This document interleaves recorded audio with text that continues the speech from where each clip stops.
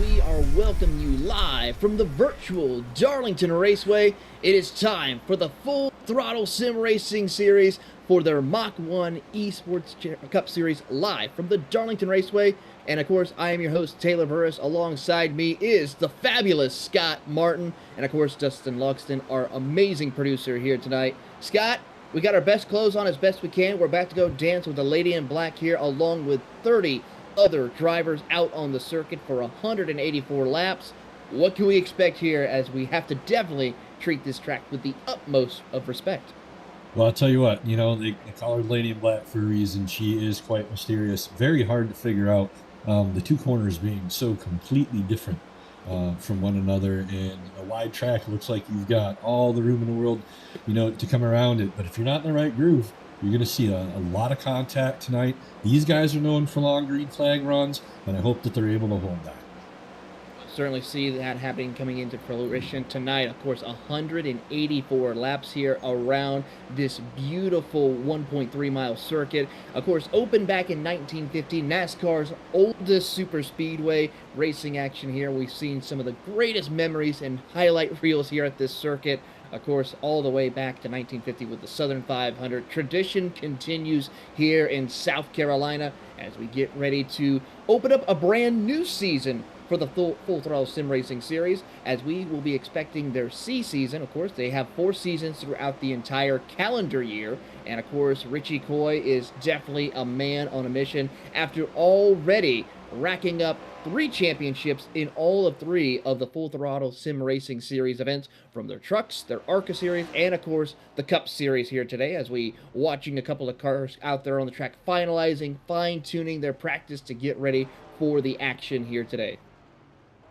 Yeah, I think what we're going to see is early, hopefully, a lot of these guys will take it easy, let their cars settle in a little bit, and hopefully that'll eliminate some of the cautions that we've seen in the opens all week. It's been pretty brutal. I haven't seen too many that have gone uninterrupted. I'm excited to see what these guys can do. It's my first time watching these guys, and we're just talking about Richie Coy there, man. He's something else. I'm excited to watch this guy race.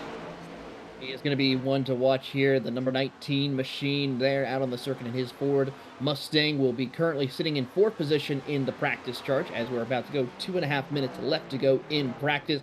Currently, Lane Allen in the number 14 machine at the top of the leaderboard with a 29.277.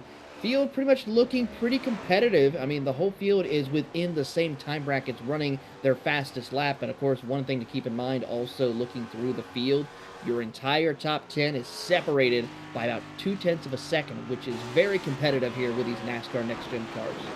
It might not sound like a lot to people who aren't on the sim, but a 276 versus a 306 for the pole there, that's pretty darn impressive looking at Lane's time that he put up. Certainly is the case here, as we are going to keep an eye on all the action here. We'll bring you all of the coverage as practice is about to wrap up, and then we are going to let these drivers go for 5 minutes, 2 laps around this 1.36 mile circuit for qualifying, where we'll set the field for tonight's racing action here at the beautiful Darlington Raceway. Looking on as we're riding currently on board with Richie Coy in that number 19 M&M's Ford as he works his way around the circuit. We're going to be seeing drivers running right up against that wall night long as they try to make it through, and of course, as we go up to the top of the hill, we'll see plenty of drivers get the infamous Darlington stripe. Yeah, I've earned a few stripes myself this week, too, but I've left some paint on some walls. Oh, trust me, I got my fair share of Darlington stripes this weekend when running in the Xfinity cars this past week at Darlington. Even though I only got to run 1 race, I still got my fair share of stripes there. I don't doubt that at all. This has got to be one of the more challenging tracks on this simulator. Especially in the cars and the trucks. I don't know how these guys are going to do it tonight, but I'm pretty excited to see them give it a whirl. This is good stuff. It certainly is. We're excited. We're happy to have you with us here on NERDtv. Of course, if you want to see more great content in action, make sure to hit the subscribe button for more following of some great content to come all across the NERDtv family, as we keep an eye on some of the action here. As practice is about to wrap up, cars are now making their way to run their final few laps here to see if anyone can do. And speaking of which, Richie Coy goes to the top of the leaderboard in practice at 29.237. That is a great flying lap here in practice. We'll see what he can do in qualifying, though, as we have a couple of more karts, though. Checkered flag, though, is out. as that will conclude practice here, and we will get ready for, once again, the qualifying run for 5 minutes and 2 laps here, whichever comes first for the drivers, as they will make their way through. Of course, we have some amazing partners that we have to say thank you to before we get this show on the road. And of course, tonight's race is, of course, the Full Throttle Sim Racing Series. And of course, the Full Throttle Sim Racing Series is the presenting league of both their Premier Cup and Truck Series, also holding the presenting sponsors of the Cup Series starting back in 2006 on the NASCAR Racing 2003 season platform. FTSR has grown and expanded with time, building foundations on solid premier racing, and unbiased administrating FTSR has built a following that has lasted the test of time. Breaking into the iRacing scene in 2017, this Premier League will expand on the solid principle that were established all these years ago. Check them out at www.ftsr.net. Of course, the official presenting sponsor of the series is Mach-1 Performance. Mach-1 Performance is a race car fabrication shop that was started by the late Johnny Coy Jr. The shop has produced champions and winners in all sorts of racing divisions, from road circuits like the SCCA and NASA to dirt and pavement oval racing. For more information, visit them on facebook.com/Mach-1 Performance. Breathe, Taylor. Breathe for a minute. That was a good read through. Of course, we got some more great sponsors later on we'll talk about and touch on here as they work their way through the racing here, and qualifying is underway. Currently at the top of the leaderboard is going to be Richie Coy with a 29.407. In the middle of the broadcast. He is on his second lap. Okay. He will try to see if he can improve on it. He's looking to track the right way as they continue to log laps here. He'll come across the line as he does so. A 29.267. Not fast enough for what we saw in practice, but was able to pick up the pace and say blistering time here, as now Paul Brigoli now goes up to P2 with a 29.318. Following up him, we've got Chad Lang, a little bit off what the two leaders are doing at a 29.597, and Kyle Milliken with a 29.6. I think we'll see those numbers fill in here as everybody else finishes up, though. Certainly is the case here, as currently we're now just under 3 minutes left to go as the field continues to log laps around the circuit and get themselves ready to go for tonight's action. Chris Curtis moves up to P4 with a 29.484 as we watch the 98 machine make his way through. A little bit of a throwback to, of course, Dale Earnhardt Jr. back in the Xfinity days, and, of course, Sr. when he raced with the AC Delco colors out there on the circuit. So a great drive for him currently right now. We'll see what he can do in tonight's racing action. Watching to see if Chris Curtis here put down a burner on that second lap. I saw him pop up with that 29.4. Looks like that's what we're going to keep today. Certainly is the case here as we watch a few more cars go around the track to get things ready to go. As we currently had 15 cars take time out of the 28 carts that entered here for today's racing action. Of course, we have to say thank you to a couple of amazing partners here on NERDtv and NERDtv. One of those partners is none other than Martin Sports. Of course, promo code for 25% off is Super Nerds, and of course, Martin Sports is the official apparel partner of NERDtv. Martin Sports is a small company with a big-time product. Home of the gloves of sim racing, Martin Sports makes the most breathable and durable gloves the sim racing world has seen. Also specializing in fully customized sublimations printing on everything from team uniforms to shirts and hoodies, allowing for zero restriction on colors, which allows for the absolute fastest turnaround in the business. Check out their full apparel and merchandise line at martinsports906.com. Also, we have to say thank you to iRacing iFlags as well. Promo code SUPERNERD for 15% off, the official flag marshalling partner of Nerditudes. iRacing iFlags is the iRacing standard for open source race marshalling light board systems. With a 64 light emitting diode LED matrix that displays racing flags in a truly noticeable peripheral vision fashion, making it both impossible to miss any flag like yellow, blue, or safety car flags, but also easier to allow the driver to achieve the highest level of focus. iRacing iFlags continues to build the sim racing scene by putting 70% of what is profited back into the community through driver sponsorships, event sponsorships, charity events, and much, much more. Visit them today at iRacingIFlags.com. Also, of course, today's the official cautions of each and every caution that will come out today, of course, will be presented by Roasted Gem Coffee. If you use promo code SUPERNERD for 10% off. Roasted Gem Coffees offers premium quality, ethical produced coffee for gems from the different parts of the world. Coupled with the delicious blends and flavors that will make your taste buds melt with delight, Roasted Gem Coffee is the only place to quench your caffeinated coffee desires. To learn more, visit them at roastedgems.com. And with that, qualifying has come to a close here today, and it is time to give you your starting lineup as we will now see, of course, Richie Coy on the front row with Paul Brigoli starting in the front row. Following those guys up, we have Brody Hanna and Chris Curtis. Starting in row number 3, we'll see Lane Allen and Alex Murphy. Row number 4, we'll see Chad Lang starting aside Kyle Milliken. And rounding out your top 10 will be Sherwood Williford and Ryan Hendricks. Some of those drivers to look for here in the 11th position will be Chris Beck and Joshua Johnson starting P12. Row number 7, we're going to find Josh Mayu and Justin Diltz. And in the 8th row, we'll have Tony Solari and Nicholas Moreau. Moving on down to, of course, row number 9, it'll be James Wallace and Wayne Grassy. And in that 10th row, to round out the top 20, we'll have Simon Madgen and Brian Dublé. Of course, it's coming up in row 11, it will be Martin Griot, and of course, in 22nd, Matthew Vachon.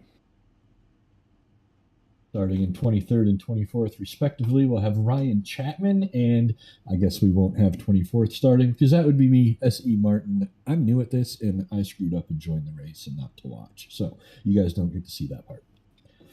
With that, Brian Bliss will move up to P24, and of course, moving on to P25 will be David Courier. And then in 26th, we'll have Jonathan Vachon, and 27th would put Steve Loomis. And then, of course, rounding out your field, riding shotgun, it'll be Alan Crowell, who will round out your 28-car field. It's okay, Scott. It's a rite of passage for a broadcaster to go in and join a race. So you're not the first one to do it. You're not going to be the last one. I apologize to all the fans that I don't have. They won't be able to watch me race today. Instead, we're going to watch some guys that know what they're doing. Hey, Taylor? Yes, Scott.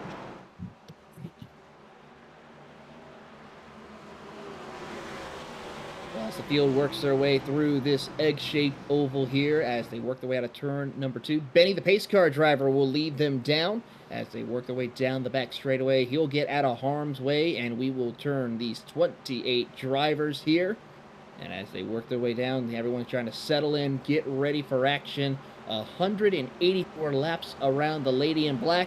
I hope they put their dancing shoes on. It's time to go racing. Oh, Dustin didn't say we had to work that long. Well, one driver who is not going to hopefully have to work too long is going to be Benny, the pace car driver, as he makes the hard left turn down onto pit road. Barney the flagman is about to have the Nerds green flag in hand as they work their way out of turn number 4. And as they enter into the start zone, it's time to go full throttle here. Green flag is out, and we're underway here at Darlington. You guys took a lot of caution on that start. Quite a bit of room between the cars on there. So I think we're probably going to get through the first 2 corners safely. Working their way out of turn number 1, it's going to be Richie Coy and Paul Brigoli who will lead the charge. It's going to be about a 4-car breakaway currently held by Christopher Curtis, who will be in the 4th spot. Alex Murphy rounds out your top 5 as they head back into turn 3 and 4. Lap number 1 about to be complete as Richie Coy picking up where he left off with last season and leads the first lap. Yeah, Richie looks like he's not missing a beat. Right back on last season's speed.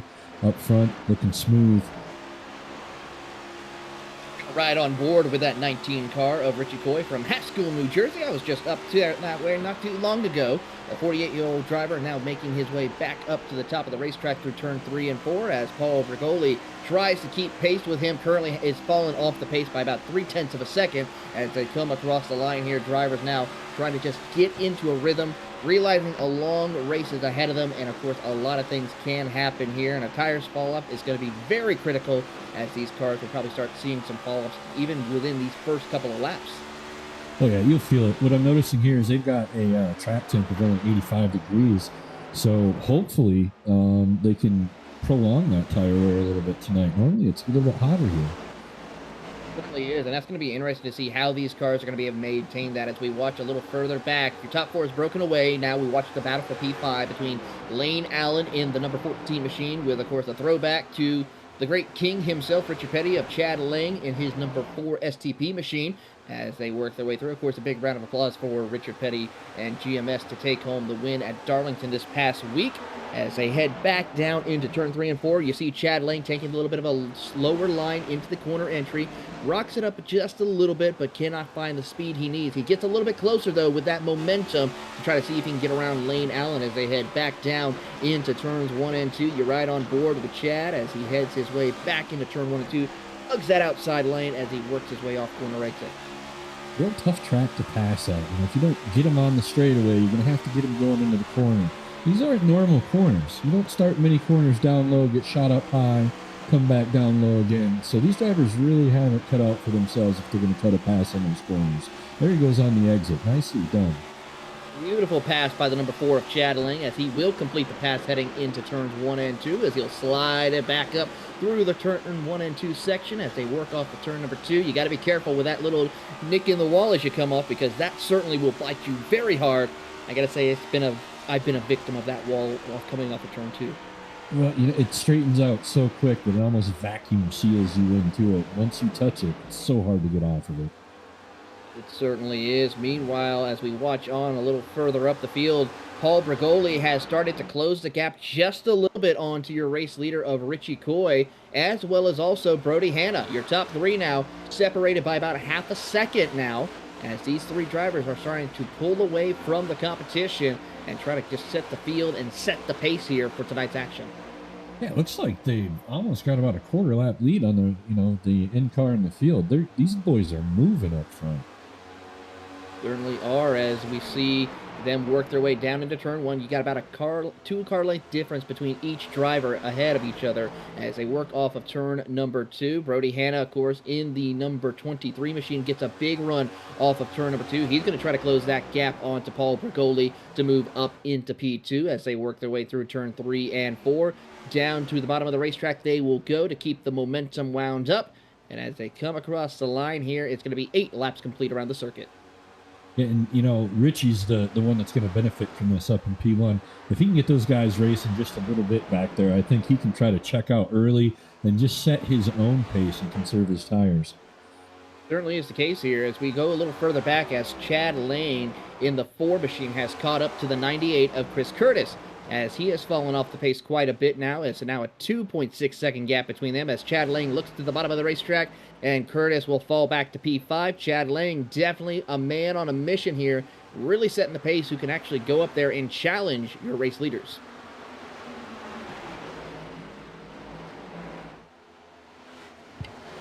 Love watching the SDP car on the track. Brings back some fond memories for this old guy. Pretty neat.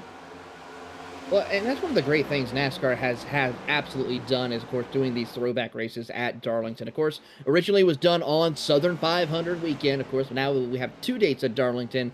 It means now we have, of course, the 1 date in the summer or around the late spring, early summer, where we do it during Mother's Day weekend, and, of course, the Southern 500 on Labor Day weekend, which, of course, where we see this throwbacks during Mother's Day weekend. I prefer to, though, to still keep it on Southern 500 weekend, because that's where we all celebrate the history of the sport. And, of course, next year being the 75th anniversary, it just means a lot of things still to come for the sport. And finally, something that's older than I am, Taylor, so I can help celebrate that. I'm watching that 4-car lane. He's pulled away from the rest of that field. They're all kind of bunched up behind him. He's as our friend Derek Rice would say, he's on an island. He certainly is on an island, and looking at the timing and scoring of his laps here, he currently has set some of the fastest laps. As we have a change for the race lead, Paul Bergoli has gotten around Richie Coy for the race lead just a few moments ago. A great pass by Bergoli as he is falling off the pace as Brody Hanna in the 23 machine is going to get around Richie Coy for second place. What's going on in Richie's car? Did he tap a wall? We miss it? Let's take a look on the NERDtv replay here, and let's see the pass for the race lead, and no, pretty clean class. That's about as clean can get here at Darlington for a pass. Boy, I wonder if he burned it up a little bit already. We talked about that tire wear early, Taylor. Again, we're just speculating. We're not in the car, but he was going pretty smooth before that. He is running some of the slowest lap times inside the top 10, a 30.68 last time around, so he's really starting to fall off the pace a little bit here. Same thing with Chad Lang, who's trying to close the gap, but is not making up enough time, though, to close it up to your race leader. He's 2.6 seconds back from Paul Bergoli, who leads this charge. When Chad was running 30.2s, he just dropped 3/10 on that last lap as well. I wonder if these drivers are starting to feel the track heat up a little bit and maybe adjusting their driving strategy a little bit. Track temp has only risen 2 degrees since the start. But over a long run, that's going to add up. These guys, maybe they're smart, and they're backing off a little bit. Could be a smart idea for the drivers such as Richie Coy, the defending series champion, as we watch on up towards the front of the field between Paul Bergoli and Brody Hanna leading the charge. Your top two now as they head down into turn 3 and 4. You're on board with the Sanford, Florida native of Bergoli, not too far from my hometown here in Florida, Daytona Beach, as they work their way out of turn number 4 across the start-finish line. Grand, we have a caution out on the racetrack. Justin Diltz is around in the 91 machine. The Roasted Gems Coffee yellow flag is out for the first time in this race. And give us just a minute. We'll pull up a replay, show you what happened.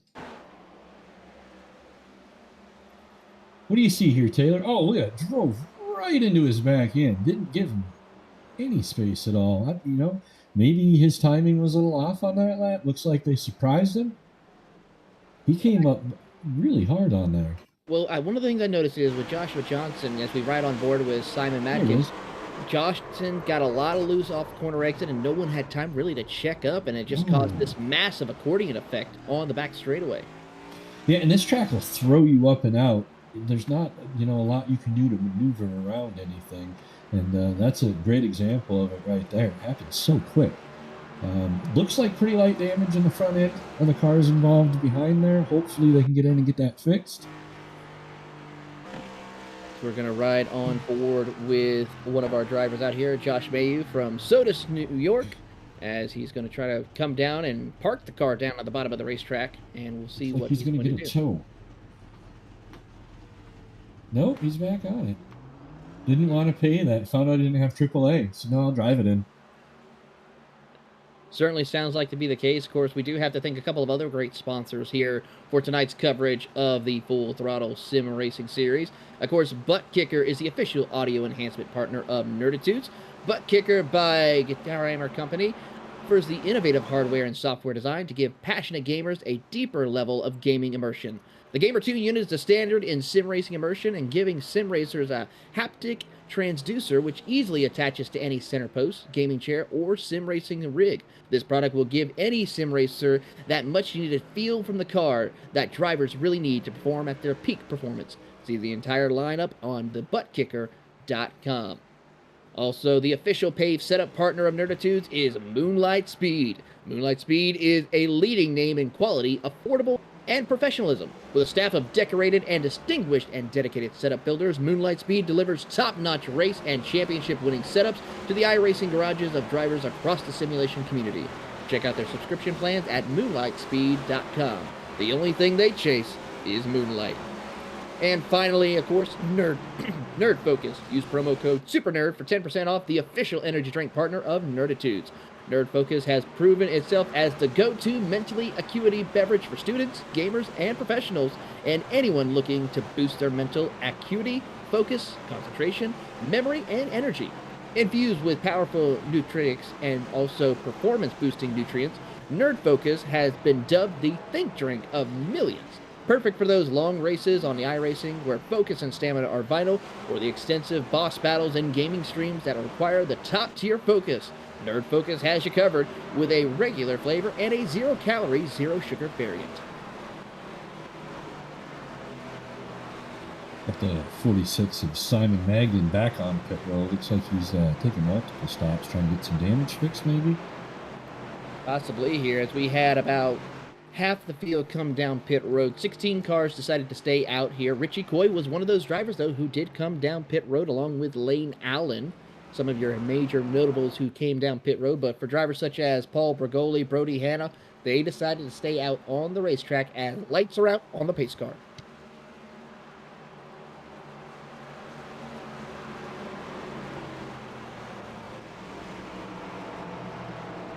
You viewers almost see the iRacing iFlag logo up in the top right-hand corner of your screen. When it goes green, that logo will change, and that'll be your way to also know that we've gone to green on the track. It certainly is the case here as the field works their way through. As they're now going to go, looks like single file here. Hopefully they'll line back up double file as we're going to go an extra lap here for caution. Get an extra lap. For all the sightseers on the track, if you look to your right, you'll see the grandstands. Certainly is the case here. Look, kids, Big Ben, Parliament.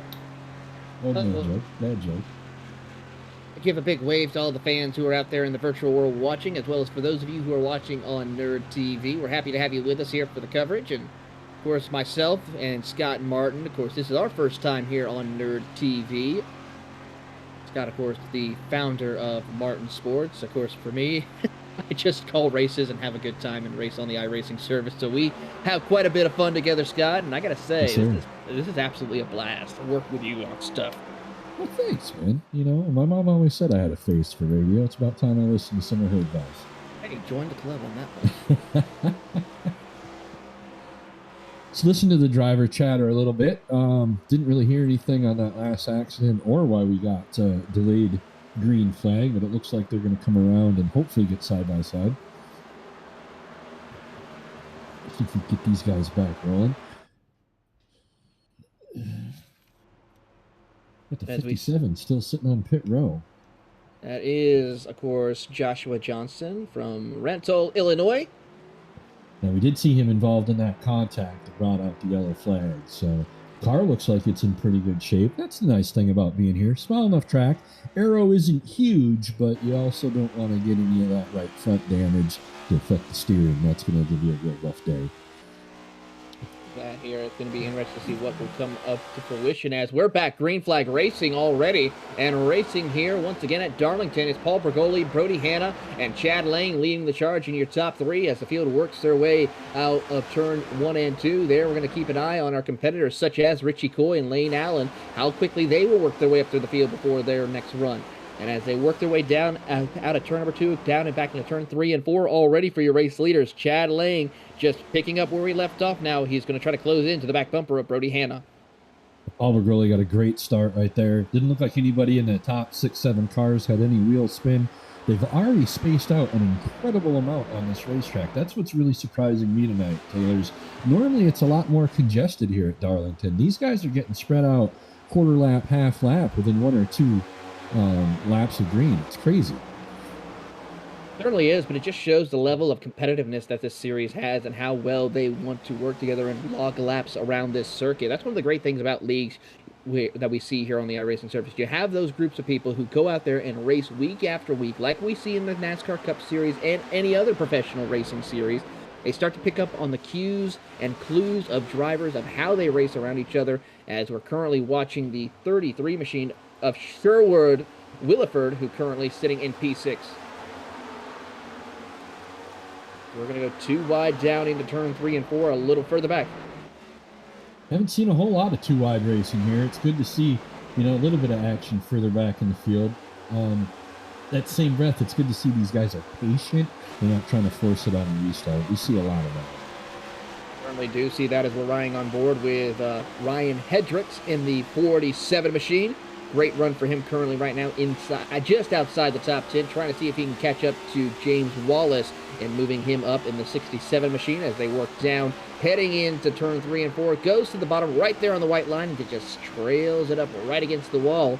I don't think we have anybody who's really made contact with that outside wall other than, of course, Justin Johnson, who we mentioned a few moments ago. Is it safe to say that Hendrick is now saying double? Can we say that? I think we could say that. I think that's who's in front of him, just past him. I don't know if it's double or double, but it's a way better joke if they're seeing double.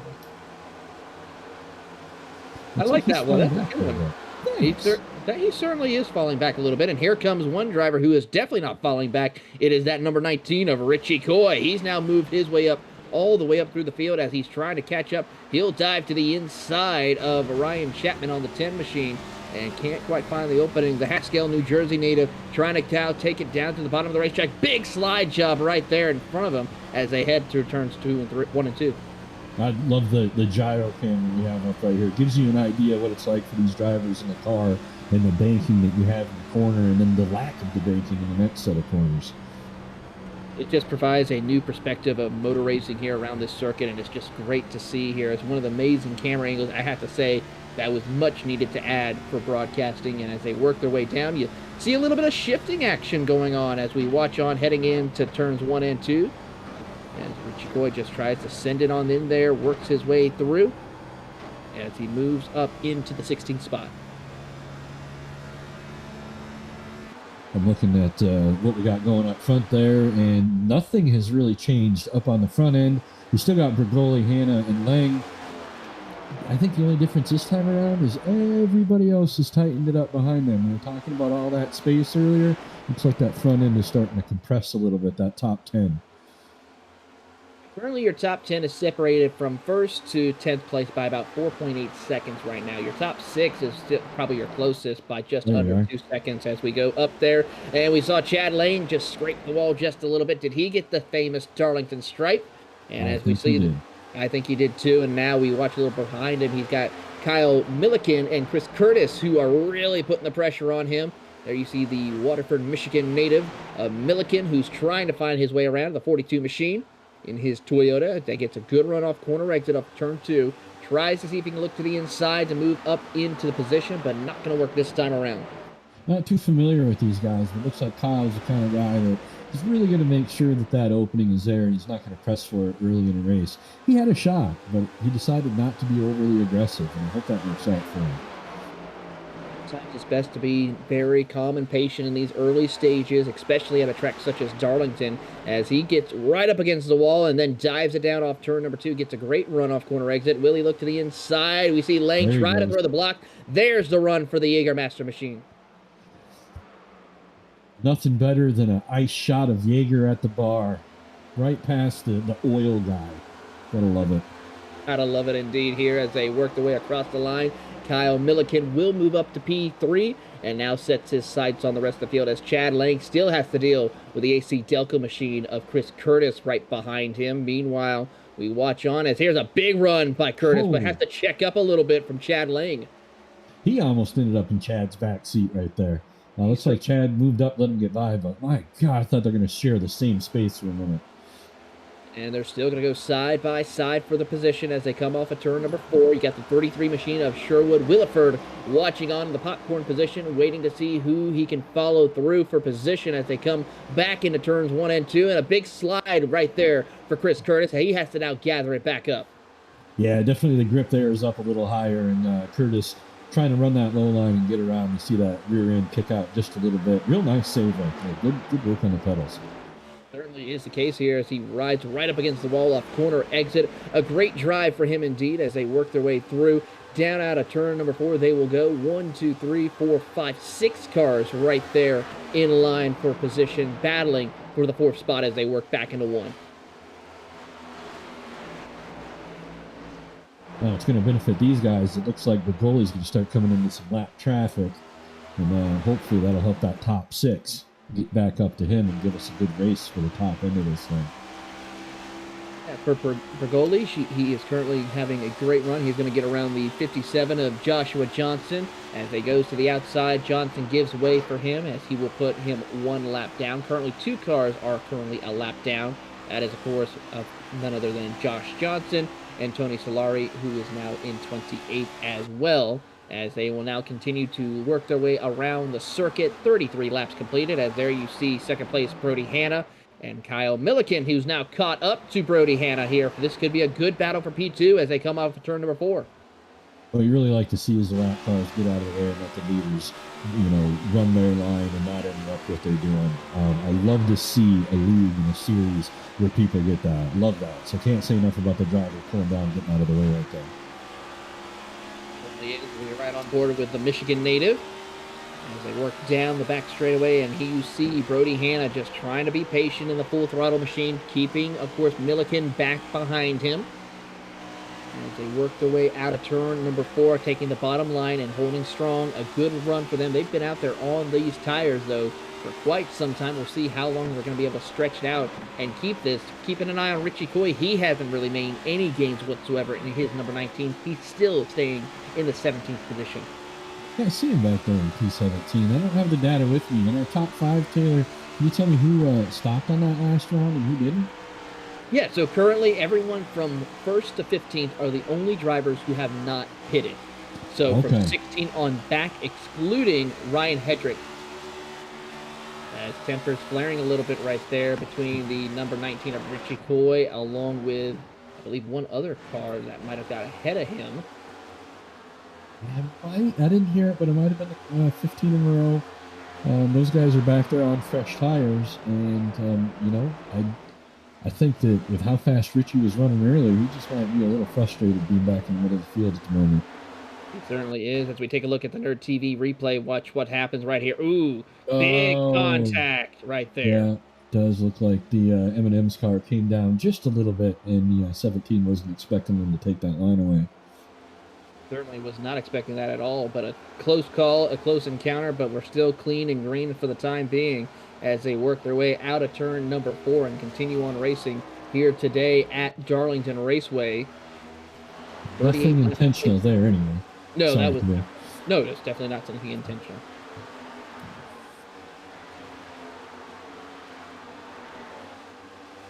Watching on here, this is, of course, the battle for P2 as Milliken has got around Brody Hanna for the 2nd position now. He's now got to make up 2.7 seconds between himself and Paul Bergoli. Bergoli still running very fast lap times in the 31.0s last time around. He was 0.2 faster, almost 0.3 faster than Milliken, who has one of the fastest laps as well. Chris Curtis picking up the pace, as there you see the Sanford native as he comes out of turn number 4. Let's see what his times is. Still a 31.0, so he is really just pacing himself, taking care of his equipment in this stage of the race. Yeah, Paul's got a nice lead up there. He's sitting just about 3 seconds up. He doesn't really have to push that car very hard at all. He knows it. He certainly does not have to push at all whatsoever, as we have the Roasted Gems Coffee caution flag out for the 2nd time here tonight. And it's Joshua Johnson involved in this one again. Josh not having a great night. Take a look, see what happened here on the NERDtv replay. And he just got loose off turn number 4 and loops it around across the line. That was Josh. We were talking about him earlier for getting out of the way when those guys were going by. I'm happy to see he didn't put any more damage on that car. We just saw him come out of the pits a little while back. His tires are a little bit fresher than everybody else's. So, that changes how your car feels. It really does. Maybe he just wasn't ready for that. Certainly sounded like he was not ready for that, as now everybody's going to come down pit road. Paul Bergoli is going to lead the charge down onto pit road. And it's safe to say, I think everybody's going to follow him. Yeah, it'll be interesting to see if now our top 15, 16 who hadn't stopped are joined by the cars that have already stopped. It starts to be a little bit of a strategy gas mileage game going on here. And if everybody stops, it kind of ruins the game a little bit. Certainly does here, and we're going to see how this is going to come into play for your race leader as well as everyone else. And yeah, everybody's coming down pit road, excluding possibly Tony Solari, who will, of course, receive a very special lap back as everyone comes down. He will be, of course, our Lucky Dog winner. So, of course, as he'll make his way around, there's the number 11 of Tony Solari. Of course, hashtag get a grip, of course, and he's going to get that grip needed as he will get the Lucky Dog and get a fresh set of tires to rejoin the racing circuit.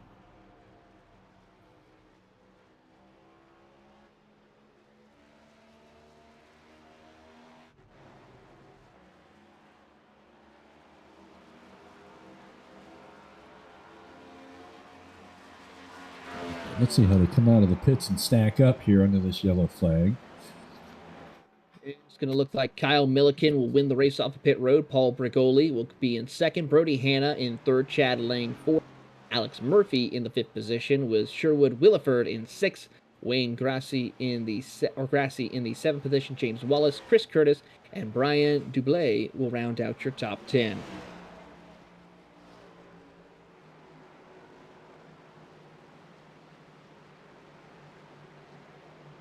And by the sound of it, all restarts will be single file restarts here for tonight's racing action. This is going to provide a little bit of interesting situation. It means we might have some cleaner starts, but you got to be careful to see how these drivers are going to try to see about timing these restarts when we get into the restart zone. Yeah, I heard Race Control had just come on there and said that for whatever reason they're locked into the single file restarts. That really changes the whole complexion of how this race is played out. You know, if you're familiar with the sim, you want to be the odd number on the inside. That's how it's going to roll out. Now you're odd number 5-7, and you're grabbing the binoculars to see where the pace car is, and it's a huge difference.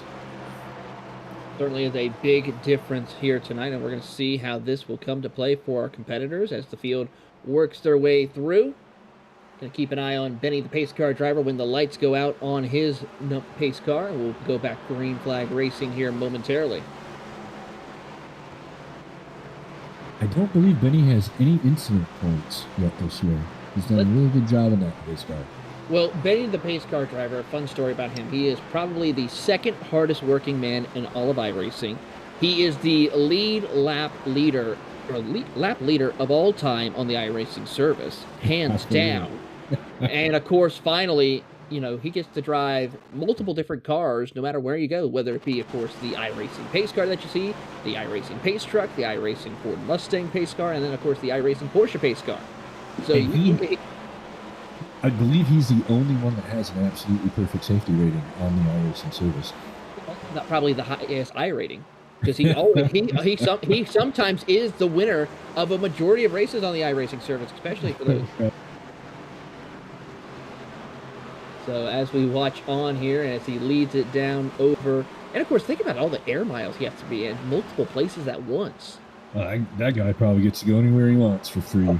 He certainly does here as we now get to work their way through turns 3 and 4. He's going to make the hard left turn out of harm's way, and we're going to turn it over to the hardest working man in all of iRacing, Barney the Flag Man, who will have the NERDtv green flag in hand.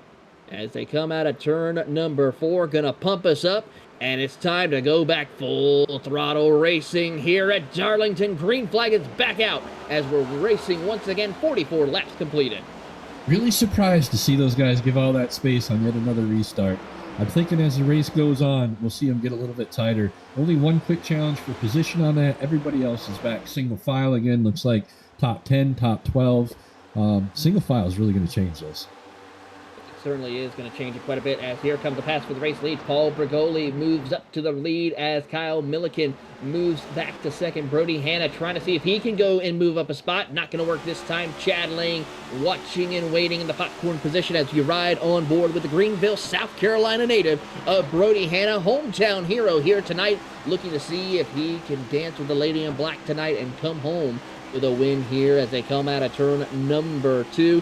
Down the back straightaway, gets a great run, side-by-side battle for second. Sends it on in as Milliken drops 2 spots as Chad Lang moves up to P3.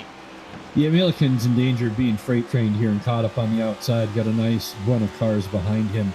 If I remember correctly from the last restart, it took a good 8 to 10 laps for his car to come in, so don't give up on him yet. I think that as his tires warm up, we'll see him back in there. But for now, he is sliding back as he loses 3 or 4 more positions. He's falling quite a ways back. He's going to go to the bottom of the racetrack right here. Tough yeah. break. Sorry, go ahead. I was going to say tough break right there for Milliken as he falls all the way to 14, make it 15th position as he's still trying to find an opening to get into spots here as they work their way out of turn number 4. He will finally move up into front of Justin Diltz in the 91 machine. But overall, a tough break for him as he now has to fight his way back up to the field. Meanwhile, looking through some of our other competitors, Richie Coy has now worked his way back up into P11. He's trying to break back into the top 10 again. It looks like we're getting a little bit of a battle for the lead between Bergoli and Hannah now, too. I see Hannah's closing that gap up. We were watching Bergoli was pulling away there a second ago. Sends it into turns 1 and 2. A big run for the two competitors as they work their way all through the corner. You're right on board with the San Fernando to Paul Bergoli as they come out of turn number 2 down the back straightaway. Timing and scoring shows Brody Hammer is about 0.2 of a second faster than Bergoli as they work through 3 and 4. Have big send for Bergoli as he tries to keep Hannah behind as they come out of turn number 4 across the front straightaway, down across the start-finish line.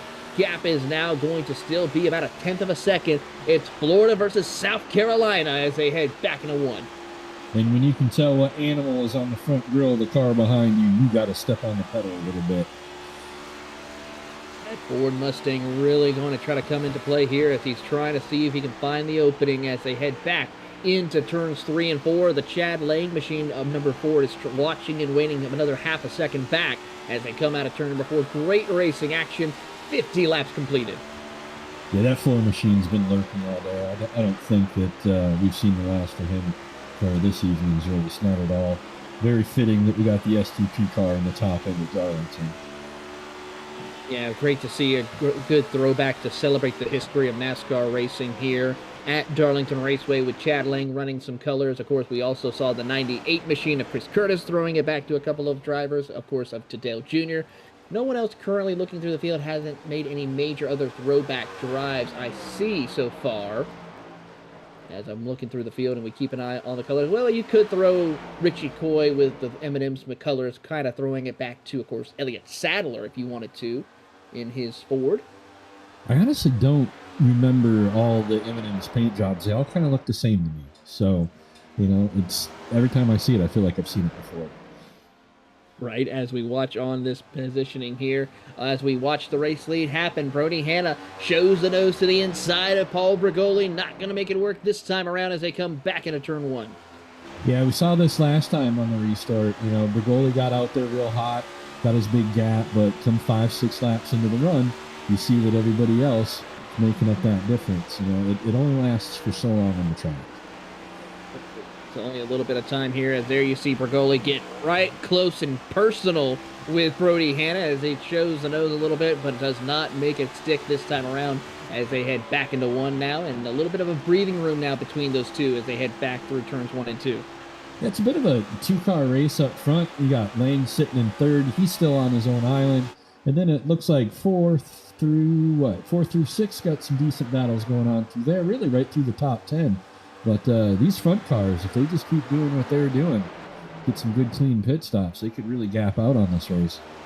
Certainly can here as we watch a little further back. This is, I believe, the battle for P number 4 between Alex Murphy, Sherwood Williford, James Wallace, Brian Dublé, and Wayne Grassi in these machines as we watch them work their way through.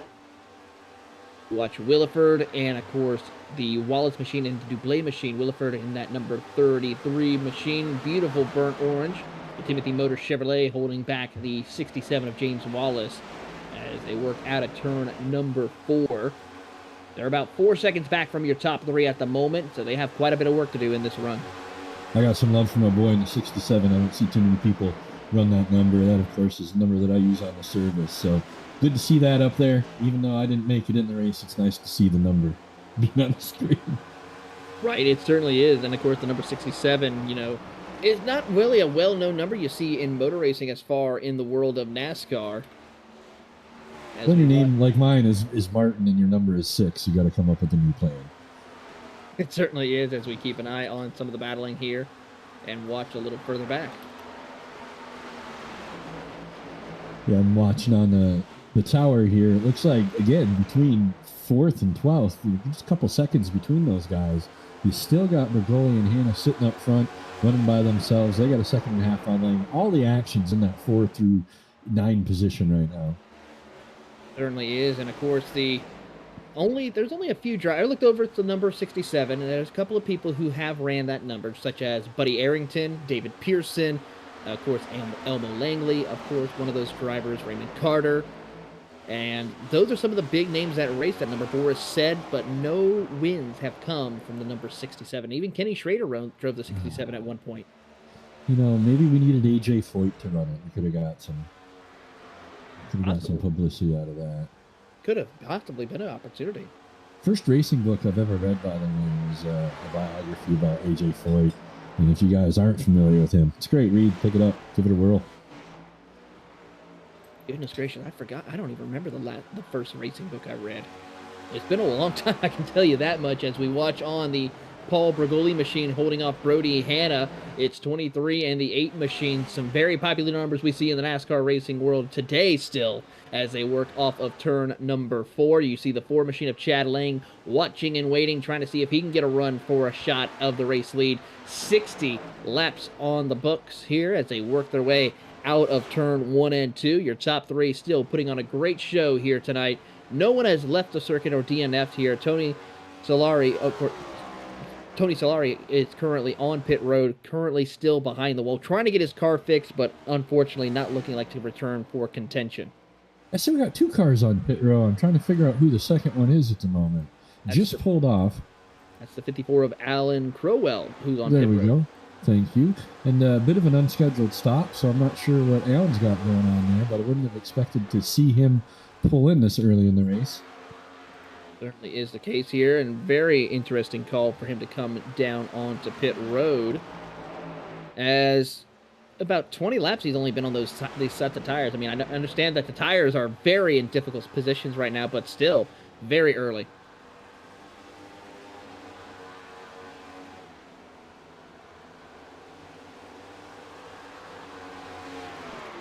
We watch on the field of competitors continuing to log laps here around Darlington Raceway. 62 laps completed, about 30 away from the halfway point of tonight's racing action as they work their way out of turn number 2. Down the back straightaway they go. As we watch on here, the 33 machine of Sherwood Williford trying to close the gap to Brody Hanna. He's got quite a ways to move as Chad Lang has moved up to P2 at this time. There you see the 33 of Williford as we will go back up to Chad Lang. And, you know, it makes me wonder, the more we talk about these front-end cars in Bergoli, I think Bergoli's found the pace he wants to run at. I think he knows better than to burn that set up again. Looks like he's doing a good job pacing himself. Lang, Hanna, Williford, all still in play. But I'll tell you what, those top 3 are being real smart with the way they're burning those tires up in this race. They certainly are being very smart in this run here in this after our second caution of the night we've had so far. As the field works their way back through. Now Chad Lang has to find about a second to go and catch up to Paul Bergoli, who's been really taking care of his equipment, and now catching lap traffic. The 10 of Ryan Chapman, the next victim to be put a lap down, along with the 42 of Kyle Milliken, who is very surprising to see as he was up at the start of the front of the field at the restart. Yeah, he was. We haven't got any word of what's going on with that car. I thought he was just dropping back for some strategy, but he really seems like that car is off the pace. I wonder if they've sustained some engine damage, possibly, down some RPMs. Again, it's all speculation, but I really didn't think we'd see him fall back like that. Very tough break for him, as we'll keep an eye and see how this trend will go for him as we watch on. With that, we're going to take a commercial break, but when we come back, we'll be back here for more full throttle action here on NERDtv.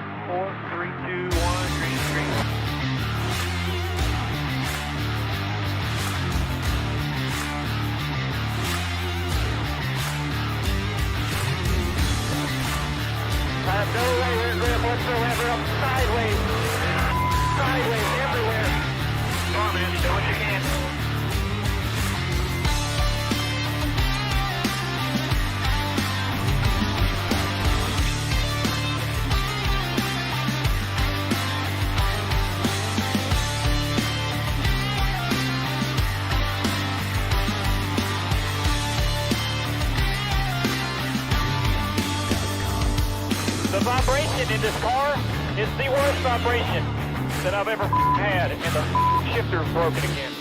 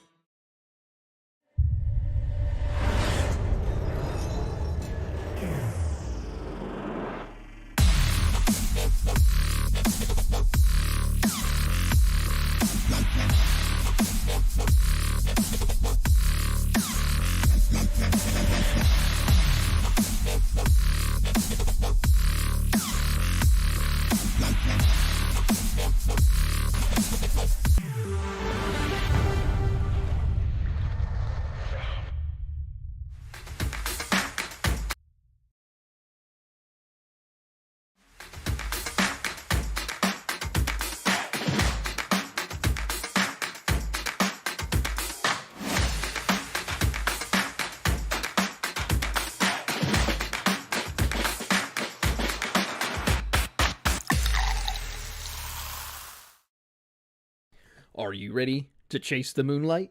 Community-based and talent-driven, Moonlight Speed Concepts has what you need to take your iRacing experience to the next level. Founded by passionate owners that care about the community and housing some of the top setup builders and drivers on the platform, Moonlight Speed Concepts offers custom paints, driver coaching, and setups for dirt, asphalt short track racing, and eNASCAR competition. Partnered with top brands in both real world and simulation. Follow us on Facebook or visit moonlightspeed.com and find out why these businesses chase the moonlight and why you should too. Moonlight Speed Concept, where all we chase is moonlight.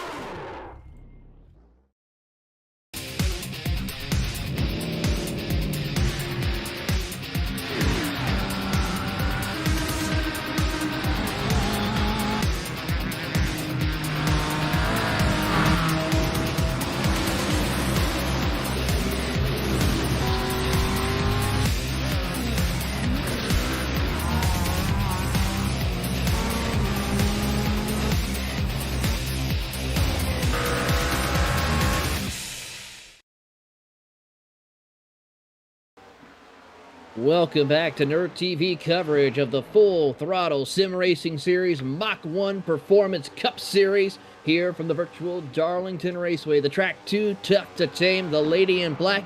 Taylor Burris here along with Scott Martin, our producer, the great Dustin Logston, as we are watching here. Paul Brigoli checking out on the field. Chad Lang in second, Brody Hanna third, Sherwood Williford in fourth, Lane Allen rounding out your top five at this point. 75 laps completed here as we are closing in on the halfway point of tonight's racing action. Scott, we've been having quite a bit of a run here during this segment of the race. Over 30 laps completed for your race leader on this cycle of runs. How do you think the cars are handling here at this point in the run? Well, my experience with just running the car here once this week to see what these guys would go through, I don't understand how they're running these speeds as far into this run as they are, but also I'm not running in this league and I'm sitting here lending my voice talents. These guys are doing amazing. Only 2 cautions so far. Very little paint in the walls. I thought we'd see a lot more stripes than what we've seen. Speaking of, we just saw, looked like the black one. Can't see the number. We just saw him in the wall again tonight. The 31, there we go. It's a tough track, and I'm really surprised to see that these guys have had such a long green flag run. It shows the caliber of driver that this series is carrying. It really does. As we watch on there, you see the number, I believe that's going to be none other than the 31 machine of Alex Murphy, who's now sitting in P8 position. Lost a couple of spots since the start of the race. Started 6th, now P8. Our biggest mover goes to David Courier. Picked up, of course, quite a bit of stops from 26th to 11th. Yeah, I watched 31 there. He just got into the wall again on that corner. So what you're seeing is those guys aren't backing off or at least the 31 isn't backing off his entry right now. And as your tires wear, you were asking earlier, Taylor, that's a change that you've got to make. You've got to come in a little bit easier, try to get out a little bit softer. You certainly have to, and be careful with that run here as they work their way out of turn number 2. And as they continue to watch on this battle for position, here comes Richie Coy to the inside. Move him up a spot as they work their way around some lap traffic. That was Milliken, who is going to go be put a lap down by Richie Coy as they work their way out of turn number 4. Yeah, Richie's just, we talked about him at the onset of the race. The guy knows what he's doing. He understands that, you know, we're only halfway through this night. Don't have to get it all on the front end. You don't win the race on lap 3, turn 1, you know. So Richie's going to take his time. I have zero doubt that we'll see him, as long, barring any contact, we should see him towards the end of the race. Certainly is. If we're going to ride on board with Richie Coy, on board with the gyro cam, you see some of the speeds he's carrying through the corners, and watch him shifting a little bit. He's shifted down to 3rd gear in the middle of the corner. He'll shift up to 4th gear this time as they head down the front straightaway, and then of course downshifts again here. We'll see if he does it. Nope, he's going to stay in 4th gear this time. Call me a liar on that matter. We got Kyle Milliken back in the pits again too. We were just talking about him and falling back. So, and, you know, as you watch Coy up at the beginning of the pack, we're seeing Milliken, who started out there on this restart, back in the pits again. So they must have some engine damage to that car. I can't imagine any other reason they keep, you know, they're running off the pace like they are and stopping in. Certainly is the case here as we watch on. Here comes Milliken on pit road. He's going to be one of the first ones to come down pit road to get service on his number 42 machine. As cars are going to continue to walk around the circuit. There you can take a look at the NERDtv replay of him making his way down pit road. Ryan Chapman having a close call. This is one of the toughest pit roads to make their way through because you're coming off the banking and it's quite a bit of ways. And found the barrels. Found the barrels hard. As we say in French, that's no bueno. I don't know French very well, but still no bueno. You're so much closer to the French Canadian border than I am. Got her, eh? So you see he's got some pretty big damage to that front end. The wire barrels, about like hitting anything else, like concrete wall. Sure, they got a little bit of give, but they're really going to mess up the front of that car. And as he pulled away, I saw that the camber on that front left was, you know, almost horizontal. So that's not going to do him any good as this race goes. It certainly is not going to do him any good whatsoever here during this run as the field continues to go around, but some major damage to Ryan Chapman. Even look at the toe of that. It's completely out of whack as that car is going to see better days and probably be taking it behind the wall. Yeah, that's sad to see. Great paint job. I'd like to see those guys back up on the track. It is a long race. Get a caution or two. Maybe they can get back out there and at least salvage something out of it. But for now, we're going to wait and see what their mechanics can do. We are certainly going to see how that's going to work out for him as Paul Brigoli is working through slicing and dicing lap traffic as they continue on through here. As they are 100 laps away from the end of today's race. And Brigoli just clipping along with a 7.5 second lead. Looks like he's been putting his laps in this week in the practices for sure. He certainly has been here. We're going to keep an eye on the action here as we see a battle for changing a position. Chad Lang having to deal with a 37 machine who's on fresher tires. That's Brian Dublé, who is 18 laps down. Not what he needed to do, but of course fresh tires is going to be a big help for him.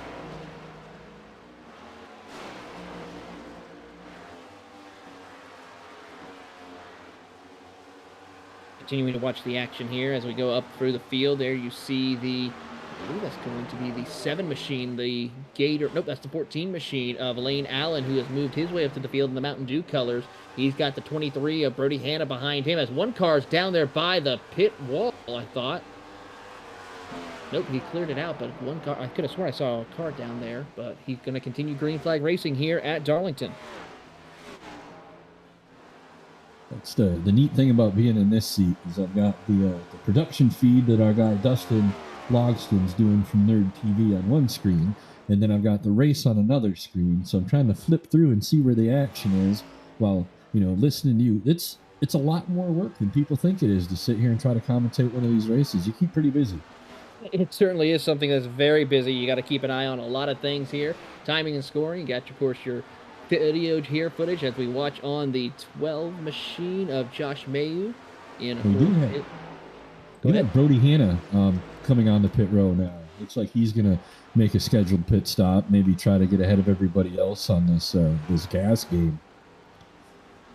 He is one of your front runners here. He's going to come down pit road to get service required on his car.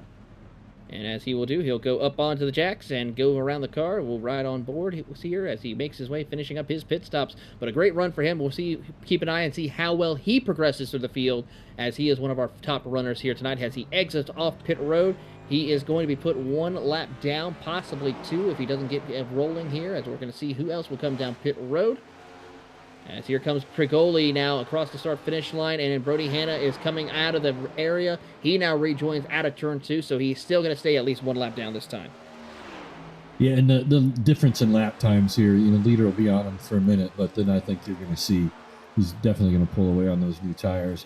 We just heard Richie Coy come over the radio saying that his car's he's hanging on for dear life in that thing right now. So I wouldn't be surprised if we don't see him pull in, get some fresh tires pretty quick too. He's certainly going to do the case here as they work their way through. Here comes Brigoli continuing, and we're going to keep an eye also on Brody Hanna to see how quickly he works his way up through the field as well, as he is already slicing through the competition with the fresh set of Goodyear Eagles. I'll try to keep you guys updated on what's going on in pit row as Taylor calls the race. You've got the 26 car who's running in P17 of Matthew Mach-1 has stopped in. Looks like he's getting a scheduled pit service done as well. We see some more cars. Here comes Nicholas Moreau, as well as Richie Coy as well. So more cars coming down in from the mid-pack. Yeah, I think, they've seen it now. The lap times are going to be drastically different from the cars that come out with these fresh tires. To avoid a caution, if you're running 2-3 seconds slower than the leader, pretty good idea to pull in and get yourself some new shoes on that car. Certainly is the case here, as here comes Sherwood Williford. He'll come down pit road to watch on the competition to see when will, of course, Paul Brigoli come down pit road, as he is about to cross the start-finish line, and we're going to get the cross flags halfway this time around. 92 laps to go here at the Darlington Raceway. We have made it halfway through our inaugural broadcast without a single complaint from the FCC. Hats off to you. Hats off to you too, my good friend, as we have survived this one, and we still got 92 laps to go. A lot can happen between now and then, but for Paul Bergoli, he is smooth sailing, 9.5 seconds ahead of Lane Allen, who sits second. Chad Lang in third position, Wayne Grassi in fourth, Simon Madgen in the fifth position, David Courier in sixth, James Wallace in seventh, Brian Bliss in eighth, Chris Beck in ninth, and Ryan Hedrick rounds out your top 10, as that is currently going on through the pit stop cycle here tonight. It looks like at the moment we're only showing 8 cars on the lead lap, but that's going to change if they haven't pit yet. When they go in, then we should see that cycle back around. But no. You see what Paul's going to do up here in P1. It's going to be interesting now. Very interesting here during this run as we keep an eye on the competition here. When will Paul Brigoli come down pit road if he chooses to during this run as he comes out of turn number 2? One car up in the wall out of turn 2. He's going to keep it straight and narrow, and if we continue racing here tonight as we go back towards Lane Allen in the 14 Mountain Dew machine, he's all jacked up. But is he nerd focused, though? That's the big question. Well, I don't know. I saw Grassi come out of the corner behind him and just about put the back end of that car into the wall. So you can tell these guys are definitely feeling the wear on the tires right now. They're going to have to pull in the next 3 to 4 laps, I think, Taylor. They certainly will have to in order to try and make it to the end here, as well as also to see if they can just be able to survive and not get themselves put a lap down when they go out onto the circuit. Currently, it's 5 laps here around the circuit, as we currently have at least 6 cars who are out of the race. Of course, Tony Solari is out, Brody Hanna, Martin Grioux is also out, Richie Coy, and Josh Mayu all out of tonight's race. We're only showing 3 cars now on the lead lap. So as I said, those cycles are coming. We got to see Bergoli, Allen, and Lang, your P1 through 3 guys. They're going to stop in here, and we'll get a whole new reworking of our top end of this tower. Certainly is going to be something to watch here as the field works out of turns 3 and 4. As James Wallace is now on pit road. He is also going to be joined by the 50 machine of Martin Grioux, who is 7 laps down at the time. And everyone's still waiting on when Paul Brigoli will come down pit road. He now comes rocketing off of turns number 3 and 4, I believe. Down the front straightaway he will go. Oh, that's off at turn number 2. Apologies on that. Let's see if he comes down pit road this time. No, he's going to stay out on the racetrack again. Yeah, he's got no intention of pulling down, coming in with that car yet. I wonder if he's running one of those new hybrids. It gets really good gas mileage. The same thing, too. I mean, he has really stretched it out. He currently has been out on the racetrack for 56 laps. Now, we can go about 60 laps on a fuel run. We saw that, of course, during the eNASCAR Coca-Cola iRacing Series last Tuesday night. And, of course, we're seeing that here. He's probably trying to stretch it here till about 60 laps. Yeah, you know he's playing that mileage game. You've got the lap cars passing you up. You know your tires are worn. He's still running a pretty good lap speed for having tires that old, though. I got to be honest with you. He's running what I was running my first couple laps around this racetrack. Good. I have to agree with you on that one here as we watch on board with Paul Brigoli and looking at some of the stats here and pit strategies for Brigoli. Is he going to try to make it a 1 or 2 stop race? Everyone else is looking to make at least another 2 more stops, at least, depending on their tires. There he goes. As he finally waves the flag, he's coming down after 57 laps on this run.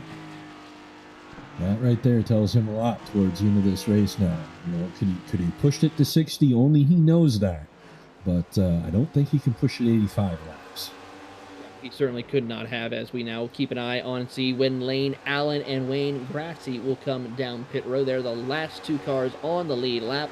The last 2 cars yet to pit, along with Ryan Hendricks, who has yet to pit as well. No, he's actually pitted also very recently, looking at time. Nope, he has also not pitted yet. So he is one of the next cars who has to come down pit road as we wait and see 100 laps completed, 84 laps to go.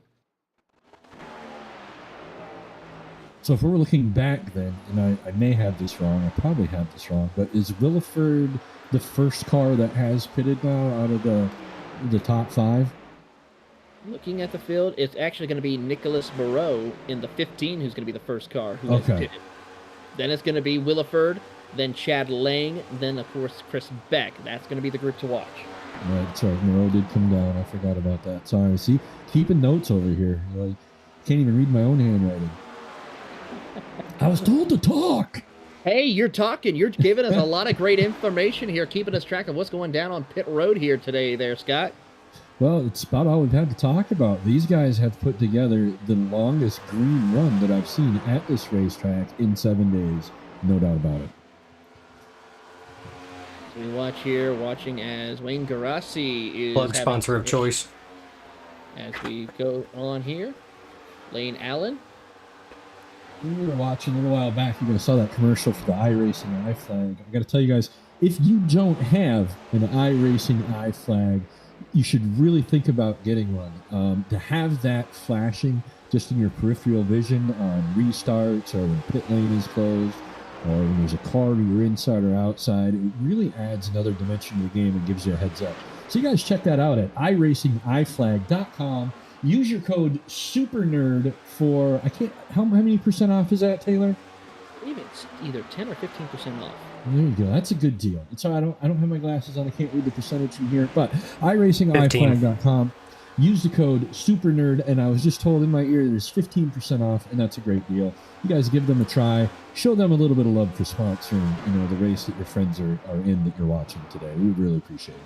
We certainly do, and of course, I gotta say, they are an amazing group of people. Of course, I don't have one, but I can say this, my keyboard, when we have a caution, which is beneficial when you're broadcasting, it lights up yellow when there's a caution, of course, goes back green when we go back green flag racing, so I do gotta say that's quite nice.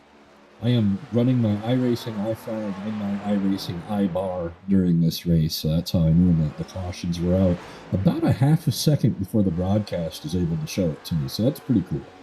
Certainly is really cool here as we keep an eye on Lane Allen leading the charge. He has yet to pit, 63 laps out there on the track, but he is under immense pressure from Paul Brigoli, who is 24 seconds back and really trying to put the hammer down here and closing very quickly. But you know what?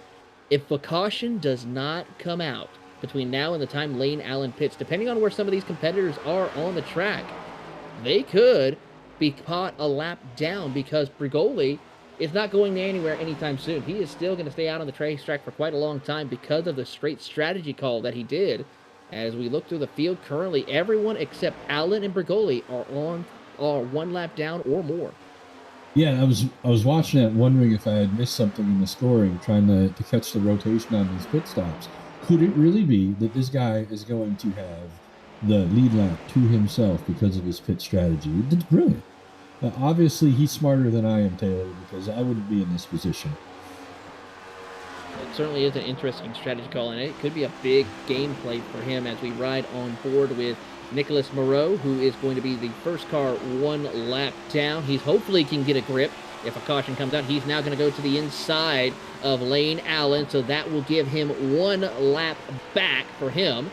And right behind him is Sherwood Williford. So now some of the competitors are now starting to work their way through back around him. Lane Allen giving them the space for them to work their way through. And looking at Moreau, he is 7.6 seconds back from Brigoli at the time.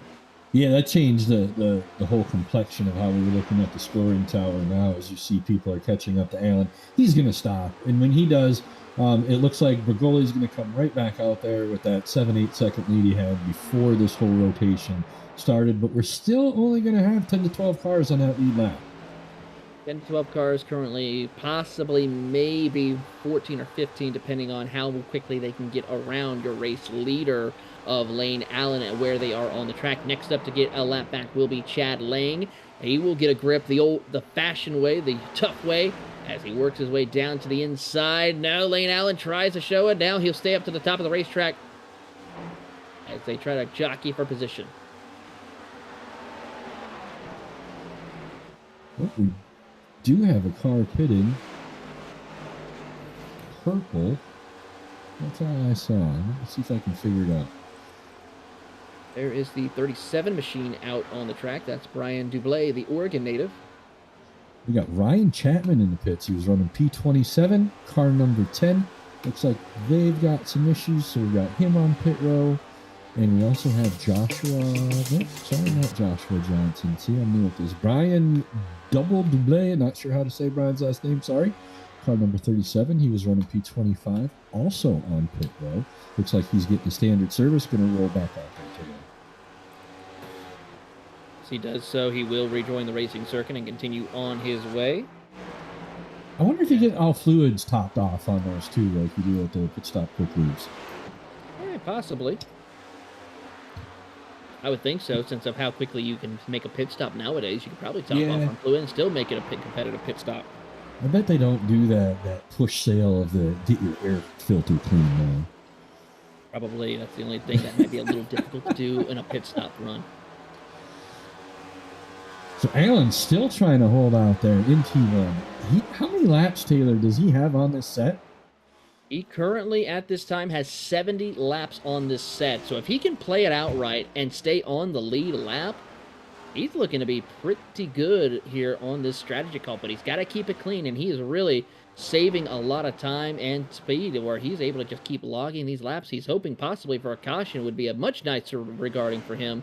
But it's looking to just be he's just going to keep logging laps till he's ready to come down pit road.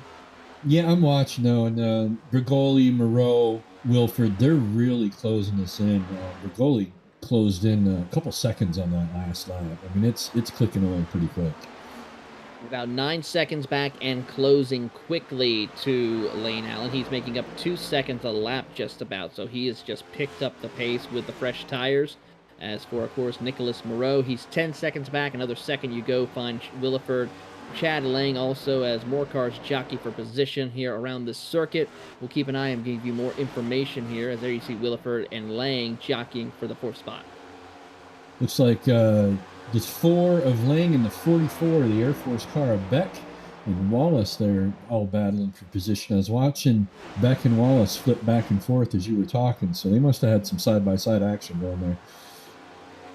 That's the Oregon native driver Chris Beck in the Air Force colors as he heads it in. He's in a battle with the 67 of James Wallace as he gets a Darlington stripe off of turn. There we go. 4. That's it right there. Leave your paint. Come back and show your grandkids. No better way to do it.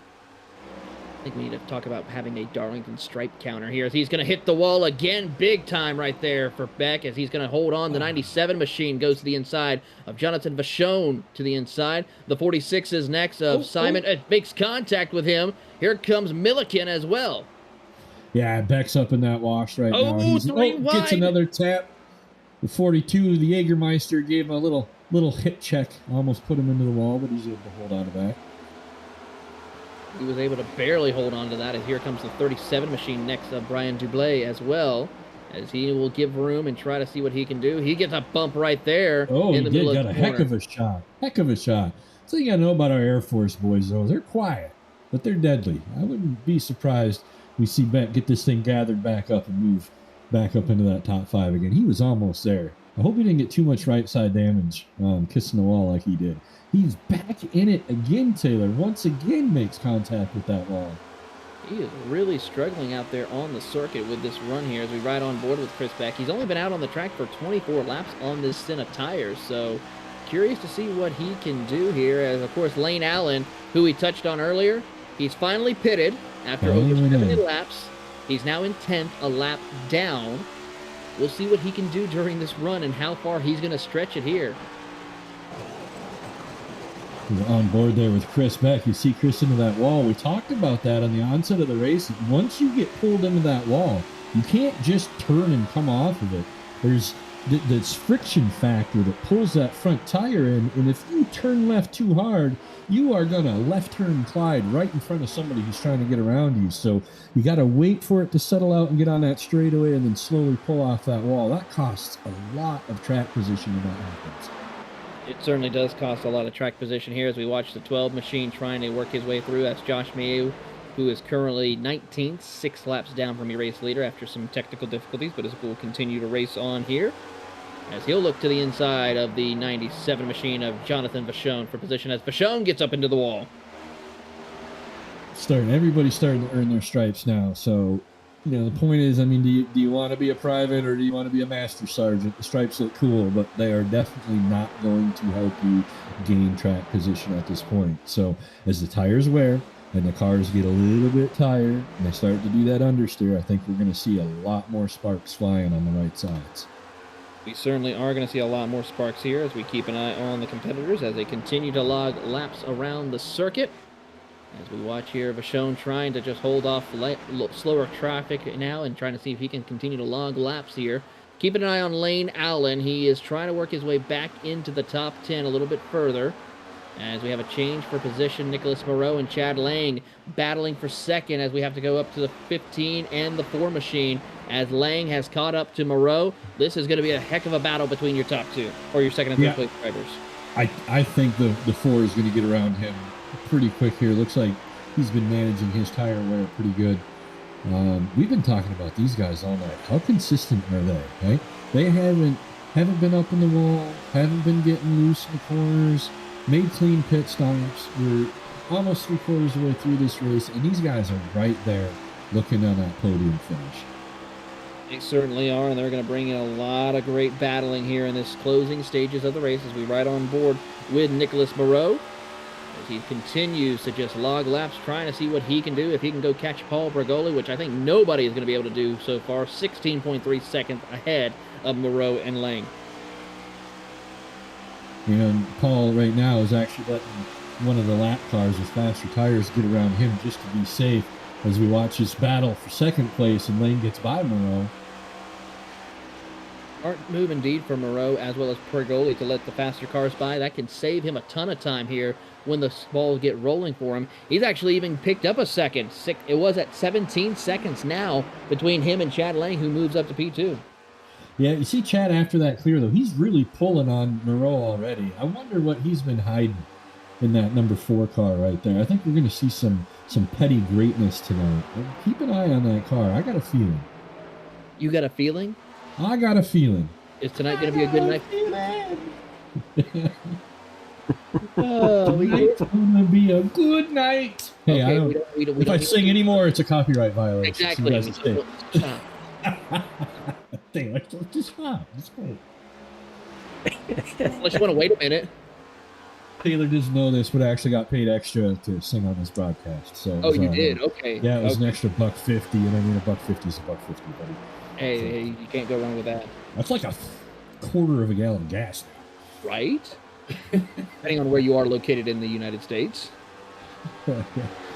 All the way up here in Norton, Canada, pretty close to it.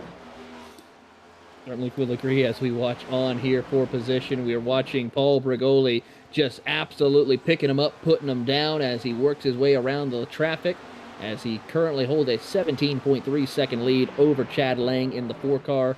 Nicholas Moreau is in third. Sherwood Williford in the 4th position, the last car on the lead lap. First car 1 lap down is 5th position, James Wallace. Yeah, if you guys are looking in right now, it looks like Brigoli's in a lot of traffic. He is, but those guys are about a day behind him at this point, and he is just shooting for sunrise. This guy is something else, hey? Certainly is. So it's safe to say he's a day late and $1 short. I think they're going to be if they don't figure out something with this pit strategy that Brigoli's on right now. Pretty interesting. I mean, you got a 20-second lead in a race with 60 laps to go. Anything can happen, but if nothing happens, how do they catch you? That's the thing, is they got to catch him first. And so Yes, far, sir. nobody's been able to catch Paul Brigoli, who has been absolutely picking him up and still laying some incredible lap times. 2/10 of a second faster than Chad Lang as we watch the Sanford, Florida native. I can still speak, I promise you, ladies and gentlemen, as we watch on through the field. Yeah, looking at the tower that we have here, and NERDtv puts ours on the right side so you guys can see the cars. Looks like we only have 4 cars on the lead lap at the moment, and even that's a bit of a misleading statement because Brigoli is 20 seconds ahead of the other 3 cars. He certainly is, and he's going to be very interested to see what he can do to hold off the field as he tries to continue to log laps around the circuits. He still has to at least make one more pit stop, possibly, as he currently has 28 laps on the tires right now. So we know for a fact he could stretch it out for another 30. So that puts us around 150-ish right at the time. We know that Allen was able to put over 75 laps on his tires. How many can Brigoli and how many is he willing to try to put on this car if this stays green? Well, the good news is he has an 18-second lead over the field, so he can really start saving tires right now if he chose to. Yeah, I watch one of our friends, Andrew Navarro, race a lot, and one thing we've learned is the top-tier drivers are always watching that relative, and they're watching it not so much to see where the other car is, but how they're performing lap versus lap, trying to save their tires and trying to save gas. They certainly are as we watch on the battle for position here. Drivers just trying to survive the lady in black. The track too tough to tame as the field works through their way out of turn number 4. As we watch Moreau now falling into the clutches of the 33 machine of Sherwood Williford as we watch on board from the rear bumper cam of Nicholas Moreau as they come out of turn number 4. And how about this? Track conditions even changing ever more so as well, as the time has definitely fallen off. It's a little bit closer towards 8, 9 o'clock in sim time, and the track temperature 80 degrees and overcast skies. Yeah, 80 degrees outside. The skies are dark because my ex-wife is near. She must be in the stands at this race. I'm telling you, Taylor. That's why the sky turns black. You know what to say to that, do we need to run? That's all I need to she's ask. harmless. She's harmless, but I'm telling you, when those black clouds roll in, you know she's nearby. That's all Okay, I'm saying. good to know. So I'll keep that in mind when the black clouds come rolling into Florida. Okay. I can't keep a straight face on that one. My apologies. Well, we get to have a little bit fun here too while we keep you guys informed on the race. I don't know, we might have 6, 7 people watching by now, but whatever it is, we appreciate you guys spending your time watching us, watching the league, watching your friends race. We're here to make sure that you guys have a good time. We certainly do. And of course, make sure to hit that follow, subscribe on all of NERDtv and NERDitude's social media platforms. As of course, for more great content across NERDtv. These guys do some amazing work. Go check them out as they have a lot of great stuff to come here throughout the rest of this year. They do, and actually their parent company, NERDitudes, is a very safe place for all the online gaming community, I'd urge you guys to look them up on the internet. NERDtv is what you're looking for. Very safe area for everybody. They just really want to promote gaming, whether it be sim gaming, side scrollers, first person shooters. It really doesn't matter. Certainly is the case here as we watch on for this battle for third between Moreau and Williford. As Moreau gets loose off corner exit, he holds on for dear life. Yeah, we haven't seen really much of anybody get loose on the track. Glad to see that it's not just me that it happens to, Taylor, because I'd have been loose about lap 2, lap 7, lap 13, and then I probably would have knocked myself out of the race. Oh my goodness, and I agree with you on that. It's a track that's difficult. I mean, I even struggle around this circuit, even in the slower, or not slower, but the Xfinity cars, which are a way more different car to handle around this circuit compared to the Cup cars that we see now as the field works their way through. But you really have to be finesse with taking care of the tires. And your thing is, you feel like, oh, maybe if I back up my corners and try different things by being slower in the beginning, it still doesn't matter, because then you're having to deal with the faster cars who are, just wanting to send it into those early stages. But slow is smooth, right? Slow is smooth. And smooth is fast. Unless you're at Darlington. That is very true. All logic goes out the window here at Darlington. It's really the circumference of the corner, or diameter of the corner, however you say it. I'm not a mathematician. I just make shirts. But one corner is like the small inside of your paper clip, and the other corner is the big outside of your paper clip. So you really don't get into a rhythm where you just feel the corner, feel the corner, feel the corner, feel the corner, like you will at like a Bristol on a short track, or at a Michigan on the mile and a half or whatever. Here it is so different between the corners that if you have a momentary lapse of concentration, or if you have that zone out, and it happens to these guys too, you think you're coming into 1 and 2, and you're coming into 3 and 4, you're going to hit the wall. They're so different. They certainly are, and that's going to be very critical here. Of course, the reason why it's so different with the bankings here around the corners, of course, when you're going into turn 3 and 4, behind that building, there's a minnow pond.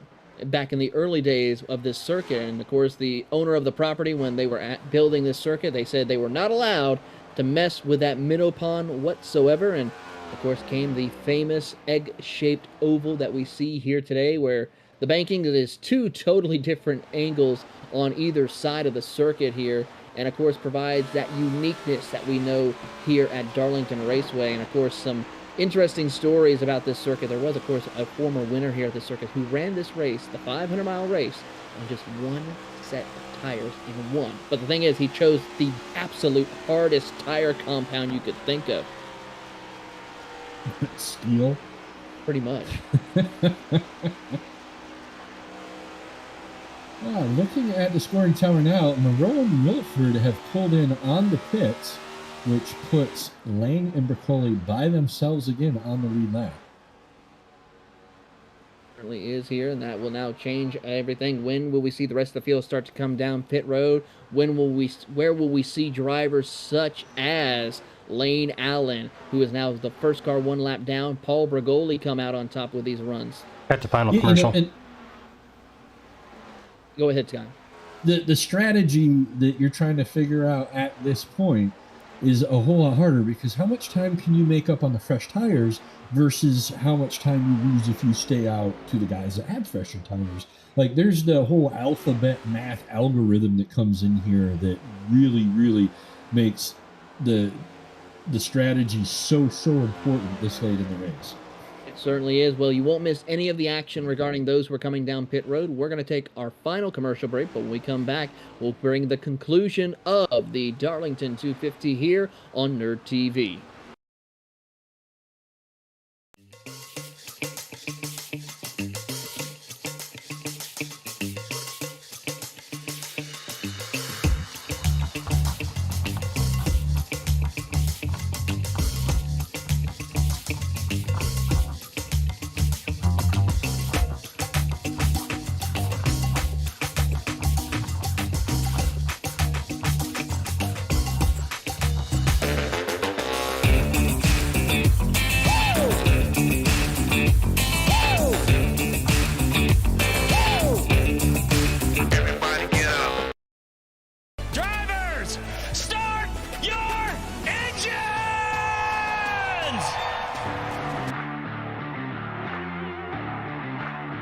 4, 3, 2, 1, green screen.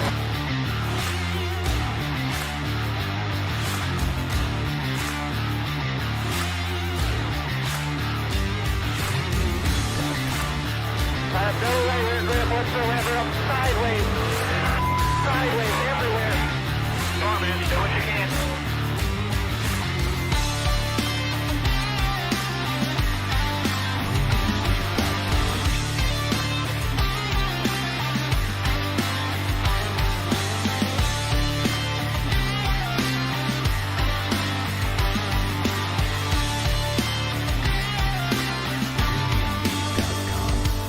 The vibration in this car is the worst vibration that I've ever had, and the shifter's broken again.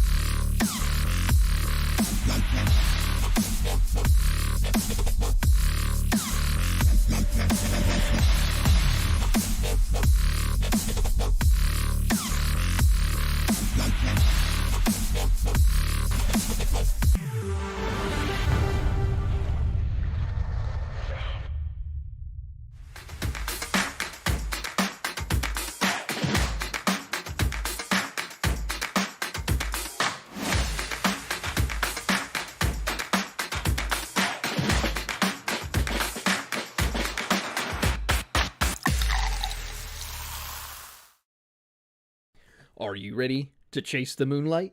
Community-based and talent-driven, Moonlight Speed Concepts has what you need to take your iRacing experience to the next level. Founded by passionate owners that care about the community and housing some of the top setup builders and drivers on the platform, Moonlight Speed Concepts offers custom paints, driver coaching, and setups for dirt, asphalt short track racing, and e-NASCAR competition. Partnered with top brands in both real world and simulation. Follow us on Facebook or visit moonlightspeed.com and find out why these businesses chase the moonlight and why you should too. Moonlight Speed Concept, where all we chase is moonlight.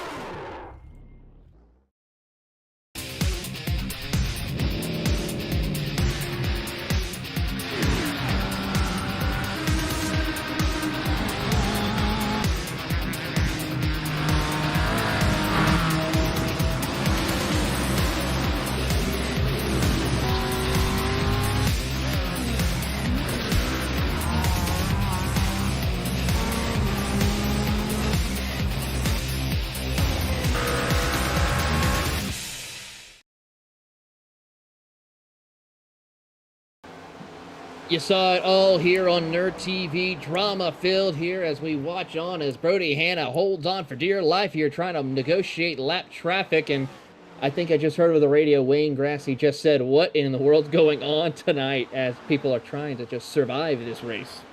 Yeah, Brody didn't want anything to do with that gaggle of cars right there, so you saw him take the hard left to get out of the way. A little bit dramatic, but, you know, this is that point of the race where with the mix of those fresh tires and those old tires, fast cars, slow cars, this is where we're going to see them start rubbing some paint on each other and not just the one.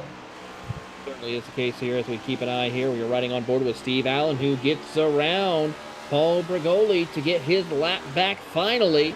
Now, the question is going to be, how long will he stay out? Brigoli's been out on the track for 52 laps currently.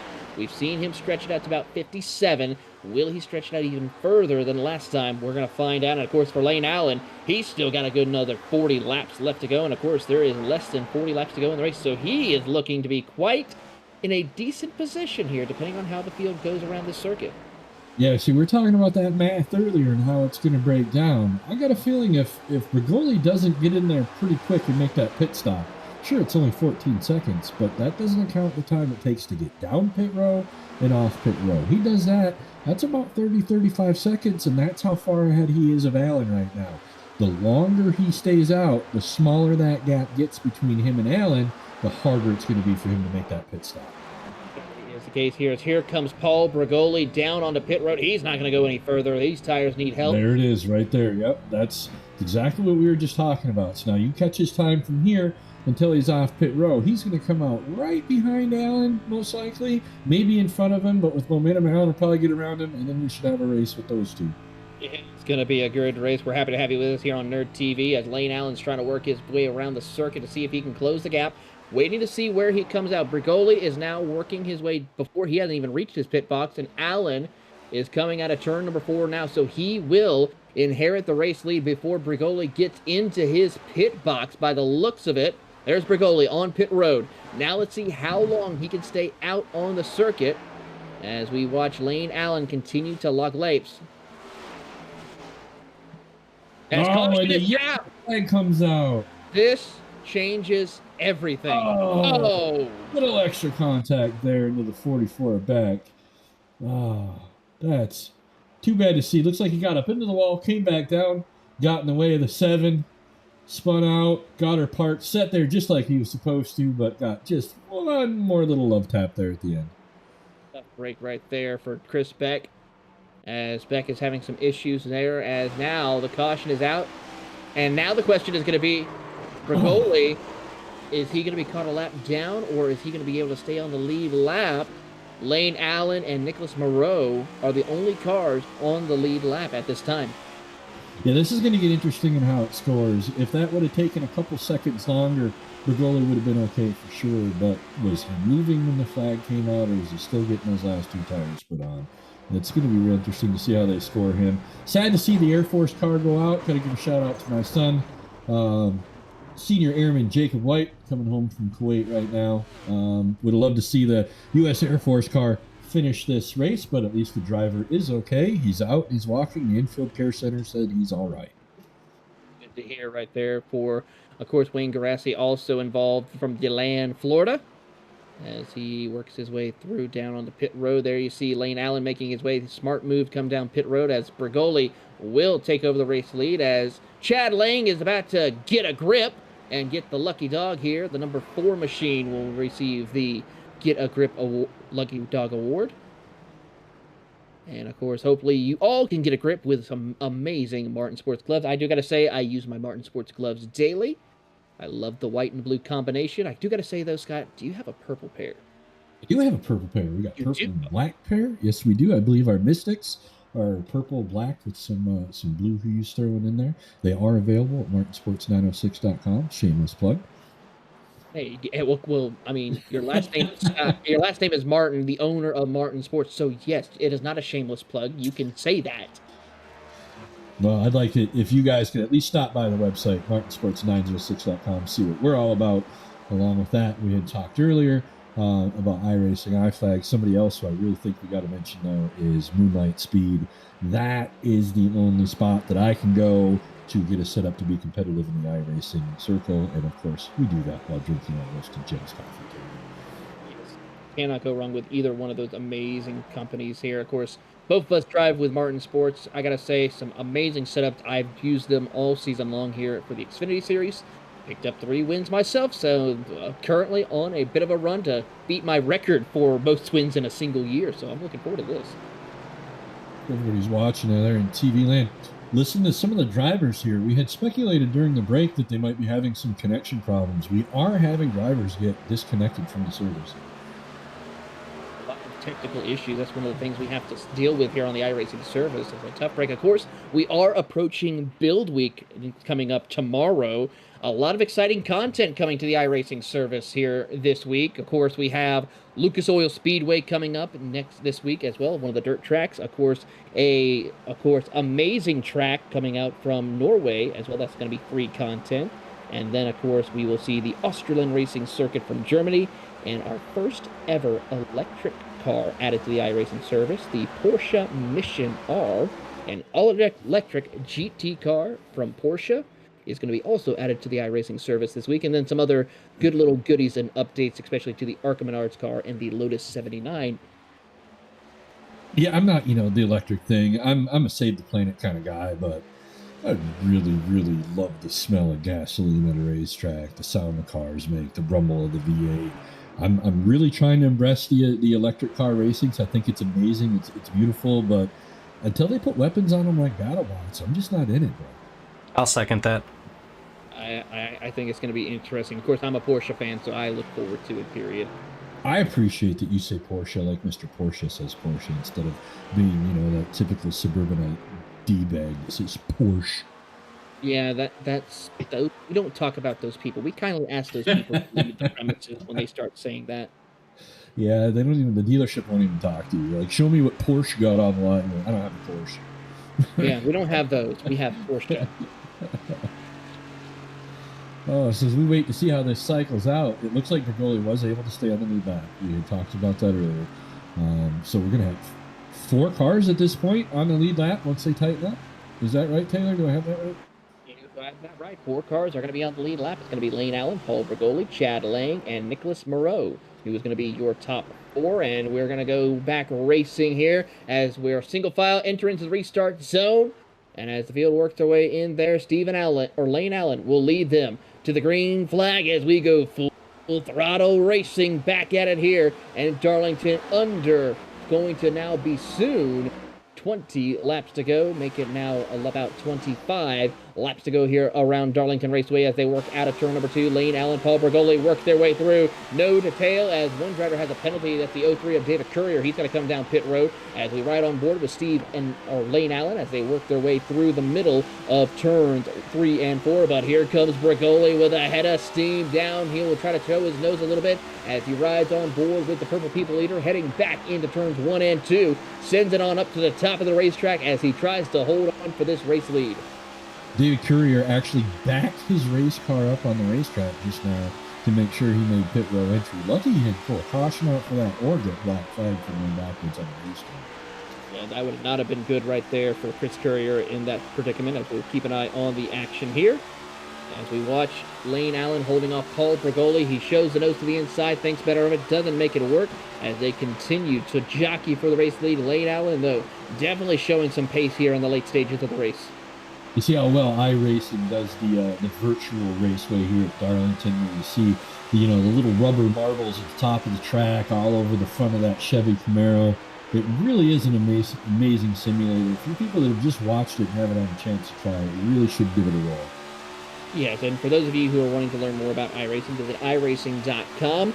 Of course, for those who do join the iRacing service, you get a bunch of amazing, great content for just joining on the iRacing service. If you're a brand new member, I mean, when you go on, you can sign 40% off, $7.80 a month for those who just want to do it monthly. You get 16 cars, 22 tracks with 70 unique configurations, all for free by signing up. Yeah, it's a great service. It really is, and they do their best to please to keep all the the jerks out and all the hot heads and the one-lappers. They do a pretty good job. Highly recommend the service. Anybody wants to give it a shot, tell them that Taylor sent me. And Scott, tell them that Taylor. So watching, looks like David Courier got out of the pits and he's resumed racing again, but he did lose some positions. He was up to P12, back to P14 after serving that black flag. Break for Courier as he's now going to try to work his way through. He's 4 laps down from the race leader as we still ride on board with Lane Allen and watching Paul Bergoli trying to find a way to catch up and pass him. Chad Lang is 5.5 seconds back as they work their way through and continue to jockey for position. We haven't really had a chance to see the 14 of Allen and the Bergoli go head-to-head too much. While they've always been running within a position or two of each other tonight, we haven't really seen them bumper to butt like they're doing right now. That here comes Bergoli to the inside of the TWRS Chevrolet. He'll try to work his way down to the bottom of the racetrack, slide it on up, but not good enough to make it work as they work through 1 and 2. It sounds like Allen's getting really close up to that wall up there, but able to keep it off and keep his position. I think Bergoli's going to keep breathing right down his neck back there until he slips up a little bit. maybe it's only a matter of time. But remember, Allen is the guy that put a bajillion miles on that last run. On 76 laps he put on those tires.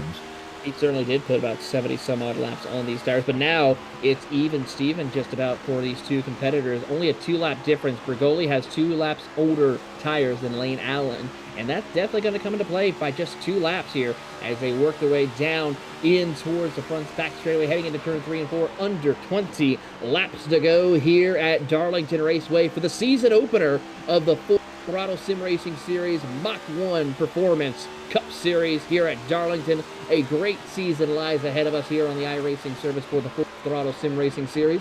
Of course, for our defending championship winner, Richie Coy, not the way he wants to kick off the season. He's currently sitting 18th position, 12 laps down from your leaders. But for the rest of the field, this is a great opportunity for them to capitalize and come out on top to kick the season off.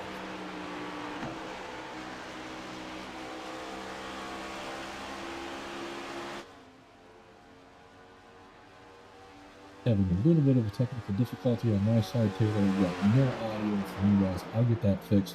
In the meantime, watching that battle up there with Allen and Bergoli. Great racing action here as Bergoli continues to work his way through out of turn number 2. And as they continue to do battle, he's right there on the back bumper of Lane Allen. Heading back into turn 3 and 4, 17 laps to go as they continue to jockey and battle for position. Who's going to be able to take care of their tires the longest here as they dive it to the bottom of the racetrack, wash it up right against the wall. There you see a couple of cars closing in as well, trying to see what they can do here in the closing stages. 16 laps to go. Go a little further back to watch, of course, Chad Lane, who sits in the 3rd position. He's got no pressure from Nicholas Moreau, who sits in 4th, the last car on the lead lap, as he is negotiating through some lap traffic as he works his way to the outside of another competitor. I believe that's going to be the 54 of Alan Crowell, as one car is in the wall. That's going to be the 97 machine who hits the wall of Jonathan Bachon. And I think what we're seeing now up front is Bergoli just taking his time. He's not going to burn it up knowing that his tires are just a little bit older than Allen's. Smart thing for him to do is keep his own pace, let that 14 burn it up a little bit, and go make that move to the inside. He thought about it this time, thought better of it, decided not to go for it this time. 15 laps to go for your race leaders as they continue to jockey for position.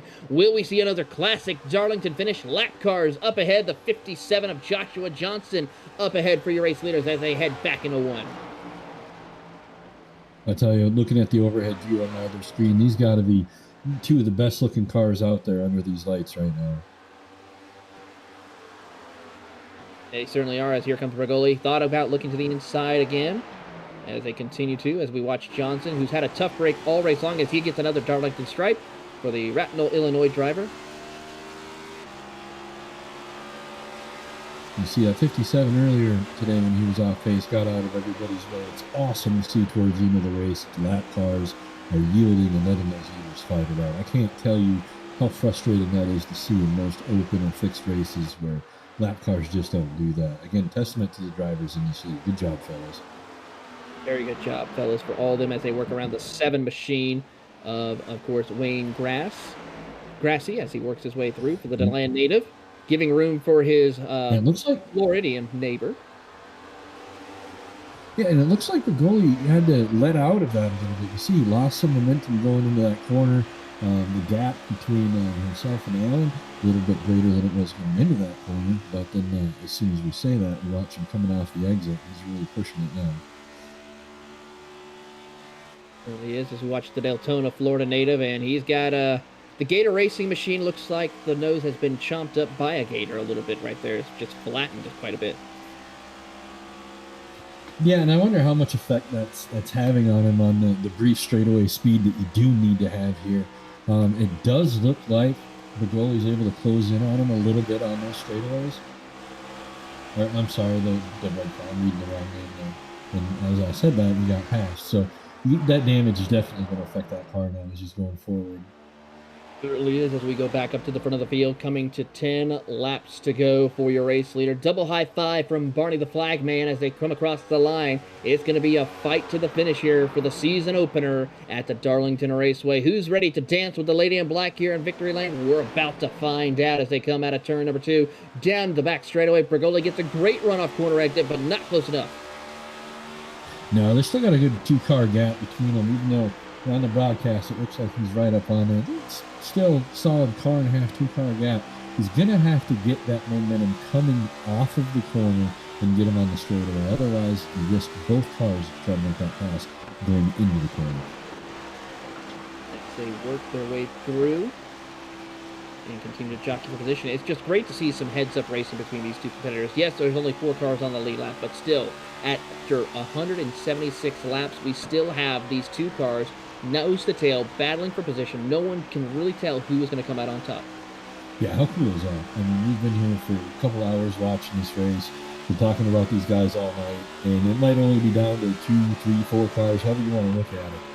But they are giving us a heck of a show up front between P1 and P2. These guys are racing clean. They're racing with respect. You can tell they know the track. They understand the car. Real good set of drivers to showcase your lead. It certainly is, as we watch on here and continue to battle for position and continuing to work around the circuit. Very respectable racing here. 8 laps to go for your leaders. The goalies look like he's just biding his time back there. They're going to have lap traffic come into play before this race is over. We're going to catch 3, 4 of these guys. And it all depends on, are they all going to move out of the way and let these guys sail by? Does the 14 have to check up a little bit, letting Bergoli catch up? We're about to find out. Bergoli shows the nose again here. He's just testing the waters, trying to find a nick in the armor of Lane Allen to take over the race lead here tonight at Darlington. 7 laps to go. That's smart. Rather than risk messing up yourself in P2, put all the pressure on the guy up in front of you. Maybe try to take a little air off the spoiler going into the corner and see what happens. Field continues to work their way around the circuit. Lap car ahead of your race leader as they work their way down into the back straightaway, heading into turn 3. Lap car gets out of the way, lets these boys continue their battle up front. Again, love to see that kind of racing. I'd rather have this decided by Allen and Bergoli than Allen, Bergoli, and car 8 laps down. And with that, Barney the Flagman gives them the big high five. 5 laps to go for your race leaders as they work through the middle of turns 1 and 2. Up on the top side of the racetrack before diving it back down, and continues to do battle here as they work their way down the back straightaway. A little bit of separation between your top 2 finally. Was that the Barney Fife, the 5th 5 to go? I was just thinking that Barney. I was just thinking Barney was giving the big high five. Is there anything Barney watching, ever watching, always watching as they come off of turn number 4, ready for anything? Barney hasn't missed an incident off turn 4 in decades. That guy's on top of it. He certainly is, as we watch him work their way through down into turns 1 and 2, down to the back straightaway, heading into turn 3. So now you got to wonder, is Allen pulling away or is Bergoli falling back to get that run? You don't usually fall back a full second if you're going to make a run with 4 to go. I wouldn't fall back that far with that many laps left to go in the race, I will say. Not on this track, because you're not going to have that suck. You're not going to get the draft you're going to get on a plate track. So I think Allen is just driving it that fast. You see, Bergoli's now 6/10 back. He certainly is. He's got a lot of work to do here as they come out of the back straightaway here. 3 laps to go as they work back their way in towards turns 3 and 4. A little bit of breathing room for Lane Allen now as they work back out of turn number 4. You're going to see the popsicle sticks in the air from Barney the Flagman. 2 laps to go. We're doing it to it. Mountain Dew. And Allen running up there in P1. Boy, that's something. At the beginning of the race, we knew Bergoli was fast. And we thought that his pit strategy, was, unorthodox, but pretty brilliant.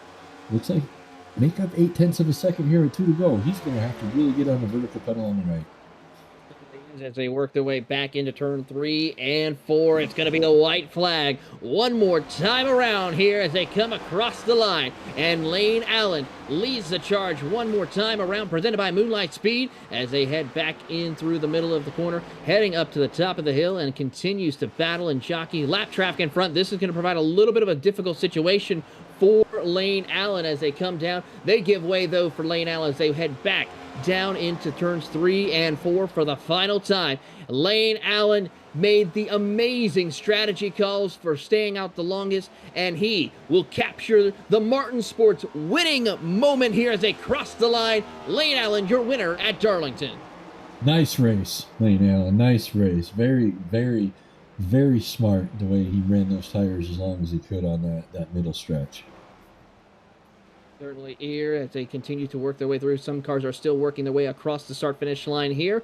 But as we watch Lane Allen go to celebrate this Martin Sport winning moment, we're going to take a quick commercial break here momentarily. And when we come back, we will speak to your podium finishers and give you the full field rundown. You're watching Full Throttle Sim Racing, the Mach-1 Performance Cup Series from Darlington on NERDtv.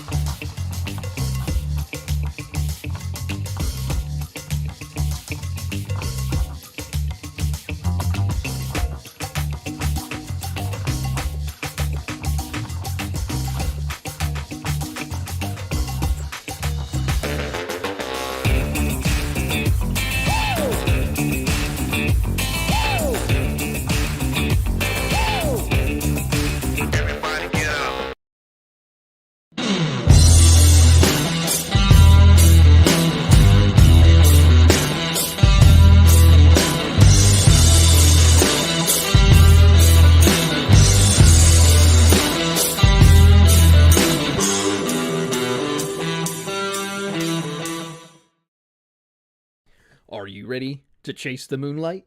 Community-based and talent-driven, Moonlight Speed Concepts has what you need to take your iRacing experience to the next level.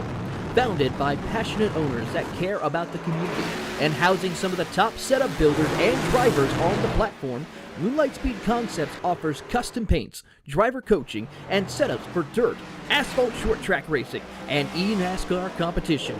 Partnered with top brands in both real world and simulation. Follow us on Facebook or visit moonlightspeed.com and find out why these businesses chase the moonlight and why you should too. Moonlight Speed Concept, where all we chase is moonlight.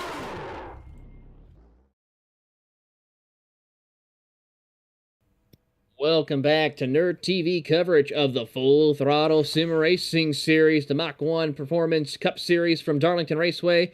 And it is time to give you your final results here for the action here after 184 laps. It's going to be Lane Allen, your race winner, by Paul Bergoli by 7/10 of a second. Chad Lang and Nicholas Moreau will be the last four cars on the lead lap. Simon Magden will come home one lap down. The first car one lap down in 5th place. Sherwood Williford will come home in 6th. Brian Bliss in 7th. Jonathan Vachon in 8th. James Wallace in 9th. And Kyle Mulliken will round out your top 10. 11th on 20th. How are we looking there, Scott? Well, looks like we got Ryan Hedrick ended up in P11 with Matthew Vachon in 12. David Courier finishing 13th. Joshua Johnson in 14. Alan Crowell 15. The 98 of Chris Curtis finished P16, followed by Steve Loomis in 17. Richie Coy, defending champ, finished all the way back in P18. Brian Dublé in 19 and Wayne Grossi in P20. First, we'll go to Chris Bex, followed by Josh Mayu in 22nd. Brody Hanna in 23rd, with Martin Giroux in the 24th position. At 25th is Alex Murphy, with Justin Diltz in 26th. Ryan Chapman in 27th. And Tony Solare is rounding out your top 28. With that, we will now speak to our race winner, Lane Allen, who joins us in the booth. Lane, a great battle, a great finish here at the end. Great strategy call. Walk us through this entire race.